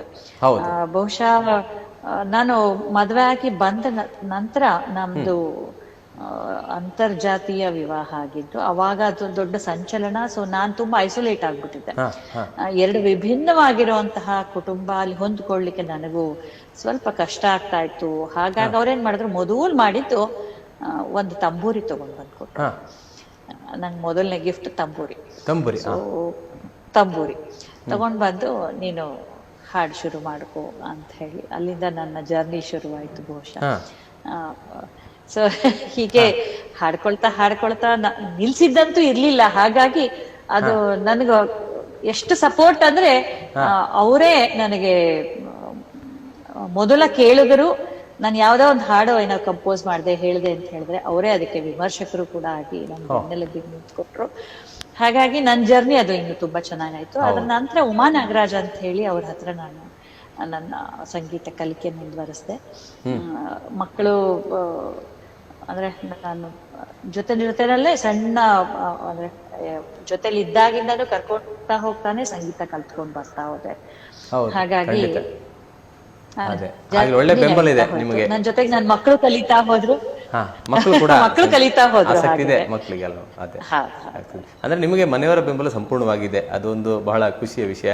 ಅದೇ ರೀತಿ ನಿಮ್ಮೊಂದು ಸಂಸ್ಥೆ ಇದೆ, ನಾದ ಚೈತನ್ಯ ಅಂತ ಸಂಸ್ಥೆ. ಆ ಸಂಸ್ಥೆ ಬಗ್ಗೆ ಸಂಕ್ಷಿಪ್ತವಾಗಿ ಒಂದೆರಡು ಮಾತು ಮಾಡಿ. ನಾದ ಚೈತನ್ಯ ಸಂಸ್ಥೆ ಒಂದು ಇಡೀ ವ್ಯಕ್ತಿತ್ವ ವಿಕಸನಕ್ಕೆ ಬೇಕಾಗಿರುವಂತಹ ಕೆಲಸಗಳನ್ನ ಮಾಡುವಂತ ಕಡೆಗೆ ಗಮನ. ಕೇವಲ ಸಂಗೀತ ಅಂತಲ್ಲ, ಸಾಹಿತ್ಯ ಇರ್ಬೋದು, ನೃತ್ಯ ಇರ್ಬೋದು, ಸಾಂಸ್ಕೃತಿಕ ಕ್ಷೇತ್ರದ ಜೊತೆಗೆ ಒಂದ್ ವ್ಯಕ್ತಿತ್ವ ವಿಕಸನಕ್ಕೆ ಏನೇನ್ ಬೇಕಾಗತ್ತೆ ಅದು ನಮಗೆ ನಮ್ಮ ಹಿಂದಿನವ್ರು ಅಂದ್ರೆ ನಮ್ಮ ಜರ್ನಿಯಲ್ಲಿ ನಮಗೆ ತುಂಬಾ ಜನ ಕೊಟ್ರು. ಅದನ್ನ ನಮ್ಮ ಮುಂದಿನ ಜನರೇಷನ್ ಕೊಡ್ಬೇಕು ಅನ್ನೋ ನಿಟ್ಟಿನಲ್ಲಿ ನಾವು ನಾದಚೈತನ್ಯ ಶುರು ಮಾಡ್ಕೊಂಡ್ವಿ. ಹಲವಾರು ಶಾಲೆಗಳಿಗೆ ಹೋಗಿ ನಾನ್ ಸಂಗೀತ ಕಲ್ಸ್ಕೊಡ್ತಾ ಇದ್ದೆ, ಸರ್ಕಾರಿ ಶಾಲೆಗಳಿಗೆ ಹೋಗ್ತಿದ್ವಿ. ಹಾಗೆ ಒಂದೊಂದು ಥೀಮ್ ಮಾಡ್ಕೊಂಡು, ಈ ಫಾರ್ ಎಕ್ಸಾಂಪಲ್ ಸುಮ್ನೆ ಬರೆಯೋದು ಸಾಹಿತ್ಯ ಅಂತ, ಅಥವಾ ಆ ಇದರಲ್ಲಿ ಸಂದರ್ಭದಲ್ಲಿ ಬರುವಂತಹ ಒಂದಷ್ಟು ಹಾಡುಗಳು, ದೇಶಭಕ್ತಿ ಗೀತೆಗಳು, ಮನೆಯವರು ಅದಕ್ಕೆ ಪೂರಕವಾಗಿರುವಂತ ದೇಶಭಕ್ತಿ ಸ್ವಾತಂತ್ರ್ಯ ಕಥೆಗಳು, ಹೀಗೆ ಹೇಳುವಂಥದ್ದು. ಕೊನೆಯಲ್ಲಿ 10 ಪೆನ್ ಹಿಡ್ಕೊಂಡು ಹೋಗ್ತಾ ಇದ್ವಿ. 10 ಪ್ರಶ್ನೆಗಳನ್ನ ಕೇಳೋದು, ಆ ಮಕ್ಕಳಿಗೆ ಕೊಟ್ಟು ಬರೋದು. ಹೀಗೆ ಮಾಡ್ತಾ ಮಾಡ್ತಾ ನಮ್ದೊಂದು ಜರ್ನಿ ಮಾಡ್ಕೊಳ್ತಾ ಹೋದ್ವಿ. ಆಮೇಲೆ ಹಲವಾರು ವರ್ಷಗಳು ಮಕ್ಕಳಿಗೆ ಬೇಸಿಗೆ ಶಿಬಿರಗಳನ್ನ ಮಾಡಿದ್ವಿ. ಆಮೇಲೆ ಆ ಬೇಸಿಗೆ ಶಿಬಿರಗಳಲ್ಲೂ ನಮ್ಮ ಪರಿಸರ ಉಳಿಸೋದು ಹೇಗೆ ಅಂತ ಹೇಳಿ ವಿಜ್ಞಾನದ ಬಗ್ಗೆ ಮಾಡಿದ್ವಿ, ಭೂಮಿ ಉಳಿಸೋದ್ರ ಬಗ್ಗೆ ಮಾಡಿದ್ವಿ. ನಮ್ಮ ಮಧುವನ ಲೇಔಟ್ ಅವಾಗ ಹೊಸದಾಗಿದ್ದು, ನಾವಿರುವಂತ ಮಧುವನ ಅಂತ ಹೇಳಿ ಲೇಔಟ್, ಅಲ್ಲಿ ಇವತ್ತಿಗೂ ತುಂಬಾ ಮರಗಳು ನಮ್ಮ ಶಿಬಿರಗಳಲ್ಲಿ ಮಕ್ಕಳು ನೆಟ್ಟಂತಹ ಮರಗಳು ಈಗ ಇಷ್ಟಿಷ್ಟು ದೊಡ್ಡ ಹೆಬ್ಬೇವಿನ ಮರಗಳಾಗಿದ್ದಾವೆ. ಎಲ್ಲಾ ತರದ್ದು ಬೇವಿನ ಮರ, ಆಮೇಲೆ ಹೀಗೆ ಯಾವ್ದ್ಯಾವ್ದು ಆ ಸಂದರ್ಭಕ್ಕೆ ಸಿಗತ್ತೆ. ಜೊತೆಗೆ ಪರಿಸರದ್ದು ವಿಜ್ಞಾನ ಪರಿಷತ್ತನ್ನು ಸೇರಿಸ್ಕೊಳ್ತಾ ಇದ್ವಿ, ಲಯನ್ ಸಂಸ್ಥೆ ಸೇರಿಸ್ಕೊಳ್ತಾ ಇದ್ವಿ, ರೋಟರಿ ಸೇರಿಸ್ಕೊಂಡು, ಹೀಗೆ ಎಲ್ಲಾ ಮಕ್ಕಳಿಗೆ ಬೇಕಾಗಿರುವಂತ ಜೊತೆನಲ್ಲಿ ನಾವೇ ಮನೆಯಲ್ಲಿ ಮಾಡಿದಂತಹ ಕೈತುತ್ತನ್ನು ಹಾಕ್ತಾ ಇದ್ವಿ. ಕತೆಗಳು 1 ಗಂಟೆ ದೀರ್ಘವಾಗಿ ಕೂರಿಸಿ ಅವರಿಗೆ ಕಣ್ಣು ಮುಚ್ಚಿಸ್ಬಿಟ್ಟು ಕತೆಗಳು ಹೇಳಿಸ್ತಾ ಇದ್ವಿ. ಹೀಗೆ ಅನೇಕ ನಮ್ ಜರ್ನಿ ನಾದ ಚೈತನ್ಯ ಕಡೆಯಿಂದ ಶುರುವಾಯಿತು. ಅದಷ್ಟೇ ಅಲ್ಲ, ಸಾಂಸ್ಕೃತಿಕವಾಗಿ ಹೊಸ ಪ್ರಯೋಗಗಳನ್ನ ಅಲ್ಲಿಂದ ಮಾಡ್ಲಿಕ್ಕೆ ಆಯ್ತು ನಮಗೆ. ಗೋಕುಲ ನಿರ್ಗಮನದಂತಹ ಪೂತಿ ನರಸಿಂಹಾಚಾರ್ಯ ಅವರ ಗೋಕುಲ ನಿರ್ಗಮನದಂತಹ ದೊಡ್ಡ ಒಂದು ತೂಕವಾಗಿರುವಂತಹ ಸಬ್ಜೆಕ್ಟ್ ನ ತಗೊಂಡು ನಾನು ಒಂದಷ್ಟು ಪ್ರಯೋಗಗಳನ್ನ ಮಾಡಿದೆ. ಸುಗಮ ಸಂಗೀತ ಶೈಲಿಯಲ್ಲಿ ಅದನ್ನ ಅಳವಡಿಸ್ಕೊಂಡು, ನೃತ್ಯಕ್ಕೆ ಅಳವಡಿಸ್ಕೊಂಡು ಅದು ವಿಭಿನ್ನ ಪ್ರಯೋಗಗಳನ್ನ ಮಾಡಿದ್ವಿ. ನಂತರ ಅದನ್ನ CD ಕೂಡ ಮಾಡಿದೆ. ಹೀಗೆ ಆ ಜರ್ನಿಯಲ್ಲಿ ಬಂದ ಗಣಪ ಅಂತ ಹೇಳಿ ನಂದು ನಾಟಕಗಳಿಗೆ, ಆಕಾಶವಾಣಿ ಜರ್ನಿ ಹಾಗೆ ಅದ್ರ ಜೊತೆ ನಡೀತಾ ನಾಟಕಗಳನ್ನ ಮಾಡಿಸ್ತಾ ಇದ್ದೆ ಆಕಾಶವಾಣಿಗೆ. ಆಕಾಶವಾಣಿ ನಾಟಕಗಳು ಮಾಡಿಸ್ತಾ ಬಂದ ಗಣಪ ಅನ್ನೋದು ನ್ಯಾಷನಲ್ ಲೆವೆಲ್ಗೆ ಒಂದು ಮಕ್ಕಳ ನಾಟಕ ಸೆಲೆಕ್ಟ್ ಆಗಿತ್ತು. ಅದನ್ನ 150ನೇ ವರ್ಷದ ವಿವೇಕಾನಂದ ಜಯಂತಿಗೋಸ್ಕರ ನಾಟಕ ಮಾಡ್ಕೊಡಿ ಅಂತ ಕೇಳಿದ್ರು ಆಕಾಶವಾಣಿಯವರು. ಅದಕ್ಕೆ ವೀರವಿರಕ್ತ ವಿವೇಕಾನಂದ ಅಂತ ಹೇಳಿ ಅದಕ್ಕೊಂದು ನಾಟಕ, ರೇಡಿಯೋ ನಾಟಕ ಮಾಡಿದ್ದು. ಅದನ್ನ ನಂತರ ರಂಗಕ್ಕೆ ತಗೊಂಡ್ ಬಂದು ಹಲವಾರು ಪ್ರದರ್ಶನಗಳಾಯ್ತು. ಅದು ತುಂಬಾ ಹೊಸ ಪ್ರಯೋಗಗಳು ಮಾಡ್ಲಿಕ್ಕಾಯ್ತು. ಆ ವೀರವಿರಕ್ತ ಮಾಡಿದಾಗ ನಾಗರಾಜ ಸರ್ಗೆ ಪರಮಹಂಸರ ಪಾತ್ರ ಅದ್ರಲ್ಲಿ ಪರಕಾಯ ಪ್ರವೇಶ ಮಾಡ್ಬಿಟ್ಟಿದ್ರು. ಅಂದ್ರೆ ನಂತರ ಸುಮಾರು ಮಾಡಿದೆ ಹಾಗೆ. ಈ ಜೋಗಿ, ನಾನು ಎಲ್ಲೇ ಹೋದ್ರು ಸುಗಮ ಸಂಗೀತ ಹಾಡ್ಬೇಕಾದ್ರೆ ಉಪಾಸನ ಮೋಹನ್ ರಂಜನಿ ಪ್ರಭು ಕವಯಿತ್ರಿ ಇದಾರಲ್ಲ, ಅವರ ಹಾಡು ಜೋಗಿ ಕಾಡ್ತಾನ ಅನ್ನುವಂತ ಒಂದು ಹಾಡನ್ನ ಎಲ್ರು ಚೀಟಿ ಕೊಡ್ತಾ ಇದ್ರು, ಹಾಡಿ ಅಂತ. ಅದೊಂದು ನಂದು ಕೀನೋಟ್ ತರ. ಸೊ ಆ ಹಾಡನ್ನ ಎಳೆ ಇಟ್ಕೊಂಡು ಒಂದ್ 6 ತಿಂಗಳು ಅಧ್ಯಯನ ಮಾಡಿ, ಜೋಗಿ ಏನೇನು ಯಾವ್ಯಾವ ರೂಪದಲ್ಲಿ ನಮ್ ಕವಿಗಳು ಕಂಡ್ರು, ಅಥವಾ ಜೋಗಿ ಮಠ ಹೇಗೆ ನಡೆಯತ್ತೆ, ಎಲ್ಲಾ ಸಂಶೋಧನೆ ಮಾಡ್ಕೊಂಡು ಅದು ಒಂದು ನಾಟಕ ಪ್ರಯೋಗ ಮಾಡಿದೆ. ಅದು ಜೋಗಿ ಕಾಡ್ತಾನ ಅಂತ ಹೇಳಿ. ಕುವೆಂಪು, ಬೇಂದ್ರೆ ಹೇಗ್ ನೋಡಿದ್ರು, ಹಿಂದೆ ಅರ್ಜುನ ಜೋಗಿ ಹೇಗಿತ್ತು, ಆಮೇಲೆ ಈ ಸನ್ಯಾಸಿ ಜೋಗಿ ಮಠ ಏನಿದೆ ಈಗ ಅದ್ರ ಪರಂಪರೆ ಎಲ್ಲ ತಗೊಂಡು 1.25 ಗಂಟೆಯ ಒಂದು ನಾಟಕವನ್ನ ನಾನೇ ಬರೆದು ಸ್ವತಃ ಅದನ್ನ ಇಷ್ಟು ಪ್ರಯೋಗಗಳು. ಮೇಡಮ್ ಬಹಳಷ್ಟು ಮಾತಾಡ್ಲಿಕ್ಕೆ ಹೊಸ ತರ ಏನೋ ತುಡಿಯೋದಕ್ಕೆ ನಾದ ಚೈತನ್ಯ ನನಗೆ ಒಬ್ರು ಕರೆ ಮಾಡಿದ್ದಾರೆ ಮೇಡಮ್. ಒಬ್ರು ಅದೇ ರೀತಿ ನಿಮ್ಮ ಹತ್ರ ಬಹಳಷ್ಟು ಕೇಳಲಿಕ್ಕಿದೆ. ನೀವು ಚಿತ್ರದಲ್ಲಿ ಅಭಿನಯಿಸಿದಿರಿ, ಸುಂದರವಾಗಿ ಅಭಿನಯಿಸಿದಿರಿ ಜಲಪಾತ ಚಿತ್ರದಲ್ಲಿ. ಆದ್ರೂ ಕೂಡ ಒಬ್ರು ಕರೆ ಮಾಡಿದ್ದಾರೆ ಆತ್ಮೀಯರು, ನಿಮ್ಮ ಆತ್ಮೀಯರು. ಅವ್ರು ಯಾರು ಅಂತ ನೋಡೋಣ. ಅವ್ರು ಹೇಳುದಿಲ್ಲ, ನೀವೇ ಹೇಳಬೇಕು ಅವ್ರು ಯಾರು ಅಂತ. ಸರ್, ನಿಮಗೆ ಕಲಾಂತರಂಗ ಕಾರ್ಯಕ್ರಮ ಸ್ವಾಗತ ಸರ್. ಹಲೋ ಸರ್, ನಮಸ್ತೆ. ನಮಸ್ತೆ. ಕಲಾಂತರಂಗ ಕಾರ್ಯಕ್ರಮಕ್ಕೆ ಸ್ವಾಗತ ಸರ್. Thank you. ಬೇಗ ಸರ್. ನಿಮ್ಮ ಆತ್ಮೀಯರಿದ್ದಾರೆ ಸರ್ ಇಲ್ಲಿ. ನಿಮ್ಮ ನಟಿ ಯಾರು ಹೇಳಿ ನೋಡೋಣ. ಅವ್ರು ಹೇಳಿ ಆಯ್ತು ಸರ್, ನಿಮ್ಮ ಹೆಸರು ಹೇಳಿ ಆಯ್ತು. ಹೌದಾ? ನಮಸ್ಕಾರ. ನಮಸ್ತೆ ಮೇಡಮ್. ಮಾತಾಡಿ. ಹೇಗಿದ್ದೀರಿ? ಚೆನ್ನಾಗಿದ್ದೀನಿ. ಬಹಳ ಸಂತೋಷ ಆಯ್ತು ನೀವು ಚಾನಲ್ ಕೂತು ಮಾತಾಡ್ತಿರೋದು. ಹೌದು. ಸೊ ರಾಜೇಶ್ ಅವರೇ, ಏನ್ ಗೊತ್ತಾ, ಹೇಳಿ ಸರ್. ನಮ್ಮ ಜಿಲ್ಲೆಯ ಸಾಂಸ್ಕೃತಿಕ ದಿಗ್ಗಜರಲ್ಲಿ ರೇಖಾ ಪ್ರೇಮಕುಮಾರ್ ಒಬ್ರು. ಅವರು ಹೇಗೆ ಅಂದ್ರೆ ಅವರ ಒಂದು ಏನು ಪ್ರೆಸೆಂಟೇಶನ್ ಇದೆಯಲ್ಲ, ಅಭಿವ್ಯಕ್ತಿ, ಅದು ಸಂಘಟನೆ ಮತ್ತು ಸೃಜನಶೀಲತೆ ಎರಡೂ ಒಟ್ಟೊಟ್ಟಿಗೆ ಹೋಗ್ತಿರುವಂತ ಒಂದು ಪ್ರಯಾಣ ಅವರದ್ದು. ಸೊ ಒಳ್ಳೆ ಸೃಜನಶೀಲತೆ ಇರೋರು ಒಬ್ರು ಒಳ್ಳೆ ಸಂಘಟಕರಾಗಬೇಕು ಅಂತಿಲ್ಲ, ಒಬ್ರು ಒಳ್ಳೆ ಸಂಘಟಕರು ಕೈಲಿ ಸೃಜನಶೀಲತೆ ಇರಬೇಕು ಅಂತಿಲ್ಲ. ಬಟ್ ಇವ್ರು ಹೆಂಗೆ ಅಂದ್ರೆ ನವೋನ್ಮೇಷ ಶಾಲೆ ಅಂತೀವಲ್ಲ, ಅಷ್ಟನ್ನ ಹುಡುಕಿ ಅದನ್ನ ಅಡಾಪ್ಟ್ ಮಾಡ್ಕೊಂಡು ಚಿಕ್ಕಮಗಳೂರಿನ ಜಿಲ್ಲೆಯಲ್ಲಿ ಒಂದು ನಿಜವಾಗಿ ಒಂದು ಅದ್ಭುತವಾದ ಕೆಲಸ ಮಾಡ್ತಿರೋ ಕ್ರಿಯಾಶೀಲ ಮಹಿಳೆ ಅನ್ನೋದನ್ನ ನಾನು ಹೇಳೋದಕ್ಕೆ ಇಷ್ಟಪಡ್ತೀನಿ. ಮೇಡಮ್ ಅವರೇ, ಅಭಿನಂದನೆಗಳು ನಿಮಗೆ. ಮತ್ತೆ ನಿಮ್ಮ ಚಿತ್ರದಲ್ಲಿ ಪಾತ್ರ ಮಾಡಿದಾರಲ್ಲ ಸರ್ ಅವರು, ಮುಖ್ಯ ಪಾತ್ರದಲ್ಲಿ. ಹೌದೌದೌದು. ನಾವು ಅದು ಒಂದು ಸ್ಕ್ರಿಪ್ಟ್ ಎಲ್ಲ ಮಾಡಾದ್ಮೇಲೆ ಅದರೊಳಗೊಂದು ಪವರ್ಫುಲ್ ಲೇಡಿ ಅವಳು, ಆ ಪಾತ್ರ ವನಮಾಲಮ್ಮ ಅಂತ ಹೇಳಿ, ಯಾರು ಮಾಡಬೇಕು ಇದನ್ನ ಅಂತ ಹೇಳಿ. ಯಾಕೆಂದ್ರೆ ಅದರೊಳಗೆ ಇನ್ ಜನರಲ್ ಆಗಿ ತುಂಬಾ ವಯಸ್ಕರಾಗಿ ಕಾಣುವಂತ ರೀತಿಯ ಒಂದು ಕಲ್ಪನೆ ಇತ್ತು ಆ ಪಾತ್ರದ್ದು. ಆದ್ರೆ ನಮ್ಮ ಒಂದು ಪ್ರೆಸೆಂಟೇಶನ್ ಅಲ್ಲಿ ಯಾವ ತರ ಇರಬೇಕು ಅಂದ್ರೆ, ಅದೊಂದು ಗಟ್ಟಿ ನಿರ್ಧಾರಗಳ ಒಬ್ಬ ದಿಟ್ಟ ಮಹಿಳೆ ಅನ್ನುವ ಒಂದು ಕಾನ್ಸೆಪ್ಟ್ ಅನ್ನ ನಾವು ಇಟ್ಕೊಂಡಿದ್ವಿ. ಇದನ್ನ ಯಾರು ಮಾಡಿದ್ರೆ ಸೂಕ್ತ ಅಂತ ಹೇಳಿ ಬೇರೆ ಎಲ್ಲ ಪಾತ್ರಗಳಿಗೆ ಆಯ್ಕೆ ಇತ್ತು. ಬಟ್ ಈ ಪಾತ್ರಕ್ಕೆ ನಾನು ಸ್ಕ್ರಿಪ್ಟ್ ಮಾಡಬೇಕಾದ್ರೆ ಇದನ್ನ ರೇಖಾ ಪ್ರೇಮಕುಮಾರ್ ಮಾಡ್ತಾರೆ ಅನ್ನೋದು ಒಂದು ಕನ್ಫರ್ಮ್ ಆಗಿಬಿಟ್ಟಿದ್ದೆ ನಾನು, ಅಂದ್ರೆ ಅವರೇ ಮಾಡಬೇಕು ಅಂತ. ಸೊ ಅವರಿಗೆ ಈ ವಿಭಾಗ ಅಂದ್ರೆ ಈ ಆಕ್ಟಿಂಗ್ ನ ವಿಭಾಗ ಅವರ ನಿರ್ದೇಶಕರು ಬಿಟ್ರೆ ಅವರು ನಟಿ ಆಗಿರ್ಲಿಲ್ಲ. ಬಟ್ ನಾನು ಅವ್ರು ಕೇಳಿದಾಗ ಅವ್ರ ಮಗಳ ಹತ್ರ ಸೂಕ್ಷ್ಮ ಬಿಟ್ಟಿದ್ದೆ, ಹೀಗೆ ನಿಮ್ಮ ಅಮ್ಮನ ಹತ್ರ ಕೇಳಕ್ ಹೋಗ್ತೀನಿ ಅಂತ ಹೇಳಿ. ಕೊನೆಗೆ ಒಪ್ಕೊಂಡ್ರು. ಆಮೇಲೆ ಎಲ್ಲದಕ್ಕಿಂತ ಮುಖ್ಯ ಏನು ಕೇಳಿದ್ರೆ, ಒಬ್ಬ ಕಲಾವಿದನಿಗೆ ಡೆಡಿಕೇಶನ್ ಎಲ್ಲಿ ಬರುತ್ತೆ ಅಂದ್ರೆ, ತನ್ನ ಒಂದು ಒರಿಜಿನಲ್ ಇಮೇಜ್ ಇರುತ್ತಲ್ಲ, ಅಥವಾ ತನ್ನ ಒಂದು ಒರಿಜಿನಲ್ ಏನು ವಯಸ್ಸು ಅಂತೀವಲ್ಲ, ಅದನ್ನ ಮೀರಿ ಅದಕ್ಕಿಂತ ಎಲ್ಡರ್ ಪಾತ್ರ ಮಾಡ್ಬೇಕು ಅಂದ್ರೆ ಯಾರಾದ್ರೂ 10 ಸತಿ ಯೋಚನೆ ಮಾಡ್ತಾರೆ. ಬಟ್ ಇಲ್ಲಿ ಮೇಡಮ್ ಅವರ ಡೆಡಿಕೇಶನ್ ಹೆಂಗಿತ್ತು ಅಂದ್ರೆ, ಅವ್ರು ಸೆಕೆಂಡ್ ಥಿಂಗ್ ಸ್ಟಾರ್ಟೇ ಮಾಡ್ಲಿಲ್ಲ. ಅವ್ರು ಇಮಿಡಿಯೇಟ್ ನಾನ್ ಮಾಡ್ತೀನಿ ಅಂತ ಹೇಳಿದ್ರು. ಆಮೇಲೆ ನಾವು ಅವರನ್ನ ಸ್ವಲ್ಪ ವಯಸ್ಸಾಗಿರೋರ್ ತರ ತೋರಿಸಿದ್ವಿ. ಅದಕ್ಕೆಲ್ಲ ಅವರು ಯಾವುದೇ ತರದ ಒಂದು ಮುಜುಗರವನ್ನು ಮಾಡ್ಕೊಳ್ಳದೆ ಪಾತ್ರಕ್ಕೆ ಏನ್ ಕೊಡ್ಬೇಕೋ ಅಷ್ಟನ್ನು ಕೊಡುವಂತ ಒಂದು ಪ್ರಯತ್ನ ಮಾಡಿದ್ರು. ಆಮೇಲೆ ನಾವು ಅದ್ರೊಳಗೆ ಒಬ್ಬ ಹಾಡುಗಾರ್ತಿಯನ್ನಾಗೆ ಬಿಡಿಸಿದ್ದೆ. ಒಂದು ಮಧ್ಯದಲ್ಲಿ ಒಂದು ಹಾಡು ಕೂಡ ಬರುತ್ತೆ ಅವ್ರದ್ದು ಭಜನೆ ರೂಪದಲ್ಲಿ. ಈ ತರ ಒಂದು 2-3 ತರ ಶೇಡ್ ಇತ್ತು ಆ ಪಾತ್ರಕ್ಕೆ. ಸೊ ಅದು ಥಿಯೇಟರ್ ಅಲ್ಲಾಗ್ಲಿ ಅಥವಾ ಈಗ OTT-ಲಾಗ್ಲಿ ಆ ಪಾತ್ರದ ಬಗ್ಗೆ ಪ್ರತಿಯೊಬ್ರು ಹೇಳ್ತಾರೆ. ಎಲ್ಲ ನಾವು ಪೇಟೆಯಲ್ಲಿ ಸಂಚಾರ ಮಾಡ್ಬೇಕಾದ್ರೆ ಯಾರೋ ಸಿಕ್ಕದಾಗ ಎಲ್ಲ ಒಂದು ಅಮ್ಮಮ್ಮನ್ ಪಾತ್ರ ಮಾಡಿದ್ಯಾರು ಅಂತ ಕೇಳೋಷ್ಟು ಒಂದು ಗಮನ ಸೆಳೆಯುವಂತ ಒಂದು ಇದನ್ನ ಕೊಟ್ಟಿದ್ದಾರೆ ಅವರು. ಆ ಒಂದು ಡೆಡಿಕೇಶನ್ ನಮ್ಮ ಸಿನಿಮಾ ಕೊಟ್ಟಿದ್ದಾರೆ ಸರ್. ಖಂಡಿತ ಅದೇ ಸರ್. ಆಗ್ಲಿ ಸರ್, ಬಹಳ ಖುಷಿ ಆಯ್ತು ಸರ್ ನಿಮ್ಮೊಂದಿಗೆ ಮಾತಾಡಿ. ಬಹಳಷ್ಟು ವಿಷಯಗಳನ್ನ ತಿಳಿಸಿಕೊಟ್ಟಿದ್ದೀರಿ ನಮ್ಗಾಗಿ. ಅದೇ ರೀತಿ ನಿಮಗೆ ನಮ್ಮ ಚಾನಲ್ ಪರವಾಗಿ ಪ್ರೀತಿಯ ಧನ್ಯವಾದ ತಿಳಿಸಿದ. ಧನ್ಯವಾದಗಳು ಸರ್. ಧನ್ಯವಾದಗಳು. ಏನು ನಿಮ್ಗೂ ಧನ್ಯವಾದಗಳು ರಮೇಶ್ ಸರ್. ಕಂಗ್ರಾಚುಲೇಷನ್. ಆಗ್ಲಿ sir. Thank you madam. Thank you. All the best. Thank you sir. Madam, ಜಲಪಾತ ಚಿತ್ರದ ಬಗ್ಗೆ ನಿರ್ದೇಶಕರೇ ಹೇಳಿದರು ಬಹಳಷ್ಟು ವಿಷಯಗಳನ್ನ. ನೀವು ಅದನ್ನು ಮನಸ್ಸು ಮಾಡಿದ, ಹೇಗೆ ಮನಸ್ಸು ಮಾಡಿದ್ರು? ಒಂದು ಹಿರಿಯ ಪಾತ್ರವನ್ನ ಮಾಡಬೇಕು, ಅಲ್ಲಿ ಏನಿದೆ, ಏನು ಕತೆ ಹೇಗಿದೆ ಅದು ಗೊತ್ತಿಲ್ಲ, ನೀವು ಒಪ್ಪಿಬಿಟ್ರಿ ಮಾಡ್ತೀನಿ ಅಂತ. ಅದು ನನಗೆ ನಾಟಕಗಳ ಮಾಡಿಸ್ ಗೊತ್ತಿತ್ತು. ನಿರ್ದೇಶಕಿಯಾಗಿ ಹಲವಾರು ನಾಟಕ ಮಾಡಿದ್ರಿ. ಆದ್ರೆ ನಿರ್ದೇಶಕಿ ಆದ್ರೂ ಅಭಿನಯದ ಗೊತ್ತಿರ್ತದೆ ಮೇಡಮ್, ಗೊತ್ತಿರ್ತದೆ.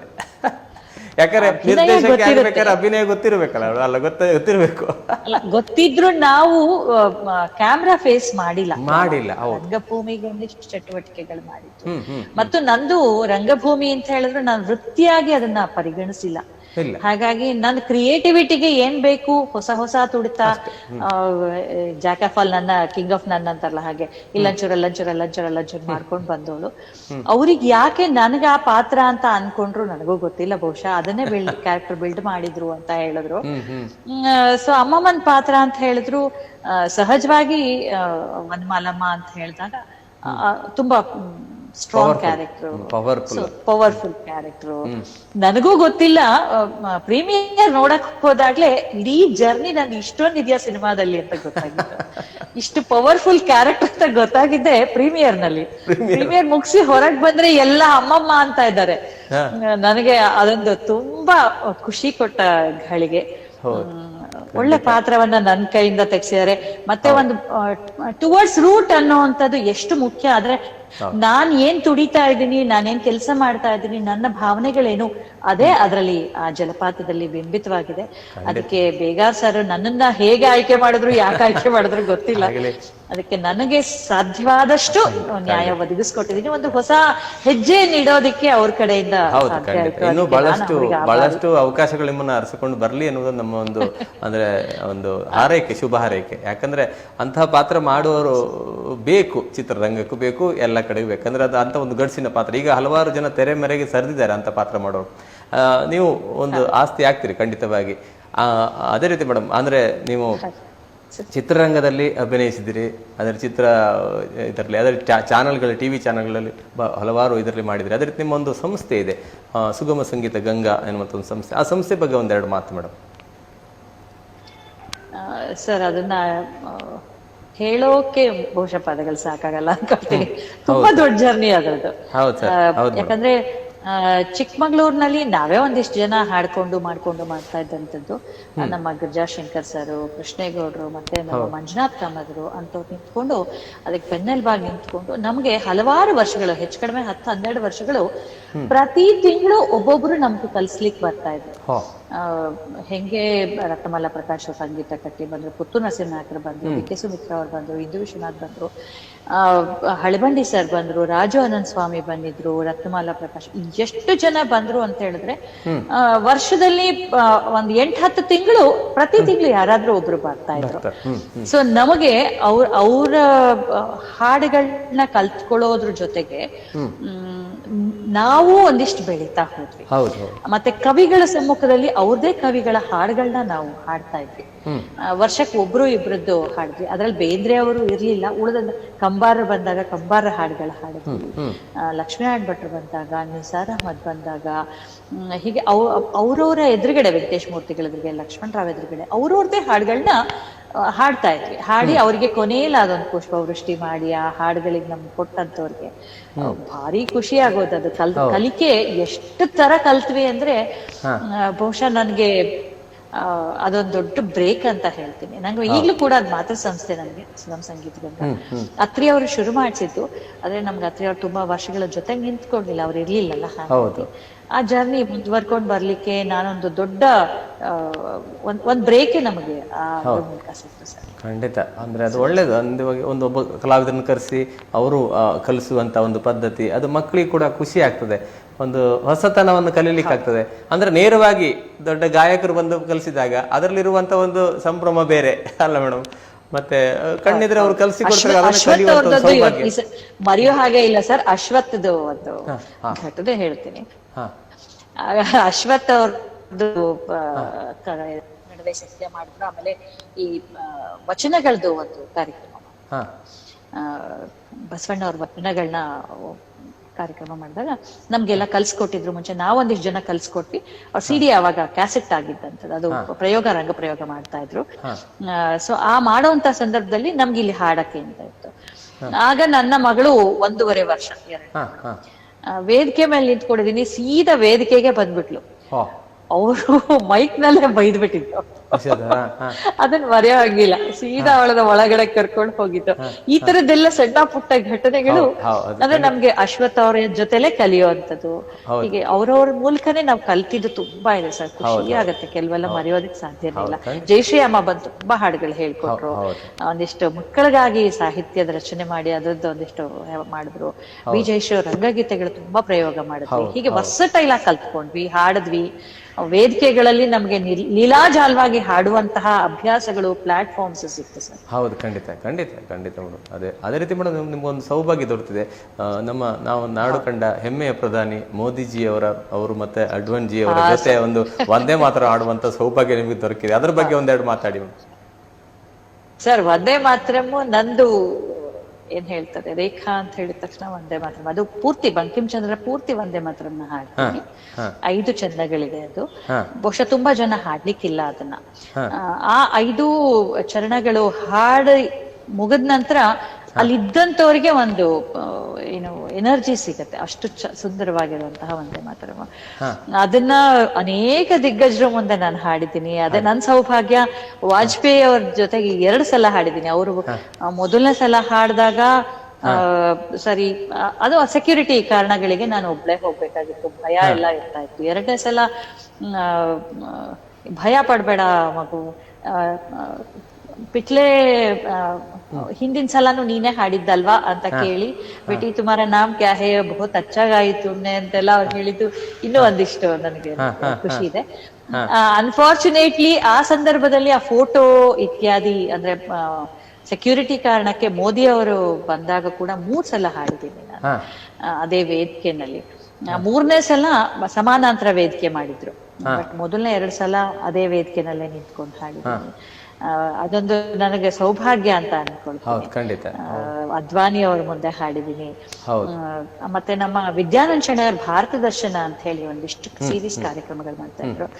ಅವರ ಎಷ್ಟೋ ಕಾರ್ಯಕ್ರಮಗಳಿಗೆ ಎಲ್ಲೋ ಊರಲ್ಲಿ ಇರೋದು, ರೇಖಾ ಬಂದ್ ವಂದೇ ಮಾತರಂ ಹಾಡ್ತೀಯಾ ಅಂತ ಕೇಳೋರು. ಸರಿ, ಅದಕ್ಕೋಸ್ಕರ ಅವರ ಶುರು ಮುಂಚೆ ಒಂದ್ ವಂದೇ ಮಾತರಂ, ನಂತರ ಕಾರ್ಯಕ್ರಮ ಭಾರತ ದರ್ಶನ ಮಾಡ್ತಾ ಇದ್ರು.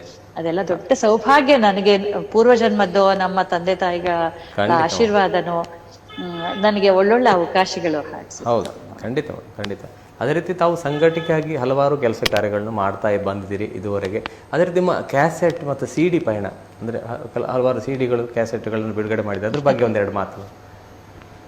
ಹಾ ಸರ್, ಒಂದು ಸುಮಾರು ಉದ್ಧಾಮ ಅಂತ ಹೇಳಿ ಒಂದು ಕ್ಷೇತ್ರ, ನರೇಂದ್ರ ಅಂತ ಹೇಳಿ ಅವರು ಆಧ್ಯಾತ್ಮಿಕ ಚಿಂತಕರು, ಅವರೊಂದು ಕಾಡ್ನಲ್ಲಿರುವಂತಹ ಒಂದು ಉದ್ಧಾಮ ಅಂತ ಒಂದು ಕ್ಷೇತ್ರ, ಭದ್ರಾವತಿ, ಚನ್ನಗಿರಿ ಭದ್ರಾವತಿ ಮಧ್ಯ. ಆ ಕಾಡು ಒಳಗಡೆ ಇರುವಂತ ಕ್ಷೇತ್ರದಲ್ಲಿ ಅಲ್ಲಿ ಒಂದಿಷ್ಟು ತಾಂಡ್ಯಗಳಿದಾವೆ. ಅದನ್ನೆಲ್ಲ ಅಭಿವೃದ್ಧಿ ಮಾಡ್ತಾ ಮಾಡ್ತಾ ಒಂದು ದೇವಸ್ಥಾನವನ್ನು ಉದ್ಧಾರ ಮಾಡಿದ್ರು. ಅಲ್ಲಿಗೆ ಒಂದು 4 CDಗಳು ಮಾಡಿಕೊಟ್ಟೆ. ನಂತರ ನಂದೊಂದಿಷ್ಟು ಭಾವಗೀತೆಗಳ CDಗಳು ಮಾಡಿದೆ.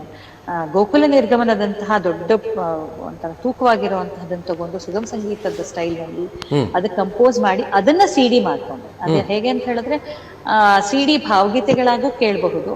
ಅಕಸ್ಮಾತ್ ಅದನ್ನ ಪೂರ್ತಿ ನಾವು ಅದ್ರದ್ದು ನಾಟಕವಾಗಿ ತಗೊಂಡು ಮಧ್ಯ ಮಧ್ಯ ಆ ಹಾಡುಗಳನ್ನ ಬಳಸ್ಕೊಂಡು ನೃತ್ಯ ಮಾಡಬಹುದು.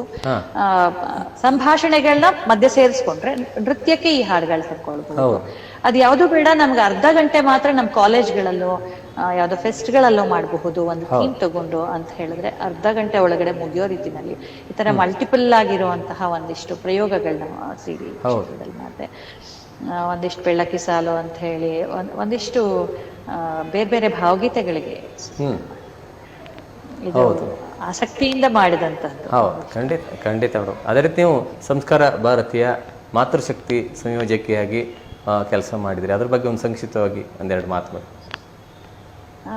ಸಂಸ್ಕಾರ ಭಾರತಿ ಭಾರತೀಯ ಕಲಾ ಜಗತ್ತಿನಲ್ಲಿ ಭಾರತೀಯ ಚಿಂತನೆಗಳನ್ನ ಇಟ್ಕೊಂಡು ಕೆಲಸ ಮಾಡ್ತಾ ಇದ್ದು, ಅಂದ್ರೆ ಭಾರತೀಯ ದೃಷ್ಟಿಕೋನವನ್ನ ಕಲಾ ಜಗತ್ತಿನಲ್ಲಿ ತಗೊಂಡು ಬರ್ಬೇಕು ಅಂತ ಹೇಳಿ. ಕಲೆ ಇರೋದು ನಮ್ಮ ಎಂಟರ್ಟೈನ್ಮೆಂಟ್ಗೋಸ್ಕರ ಅಲ್ಲ, ನಮ್ಮ ಆತ್ಮ ಉದ್ಧಾರಕ್ಕಾಗಿ ಇರುವಂಥದ್ದು.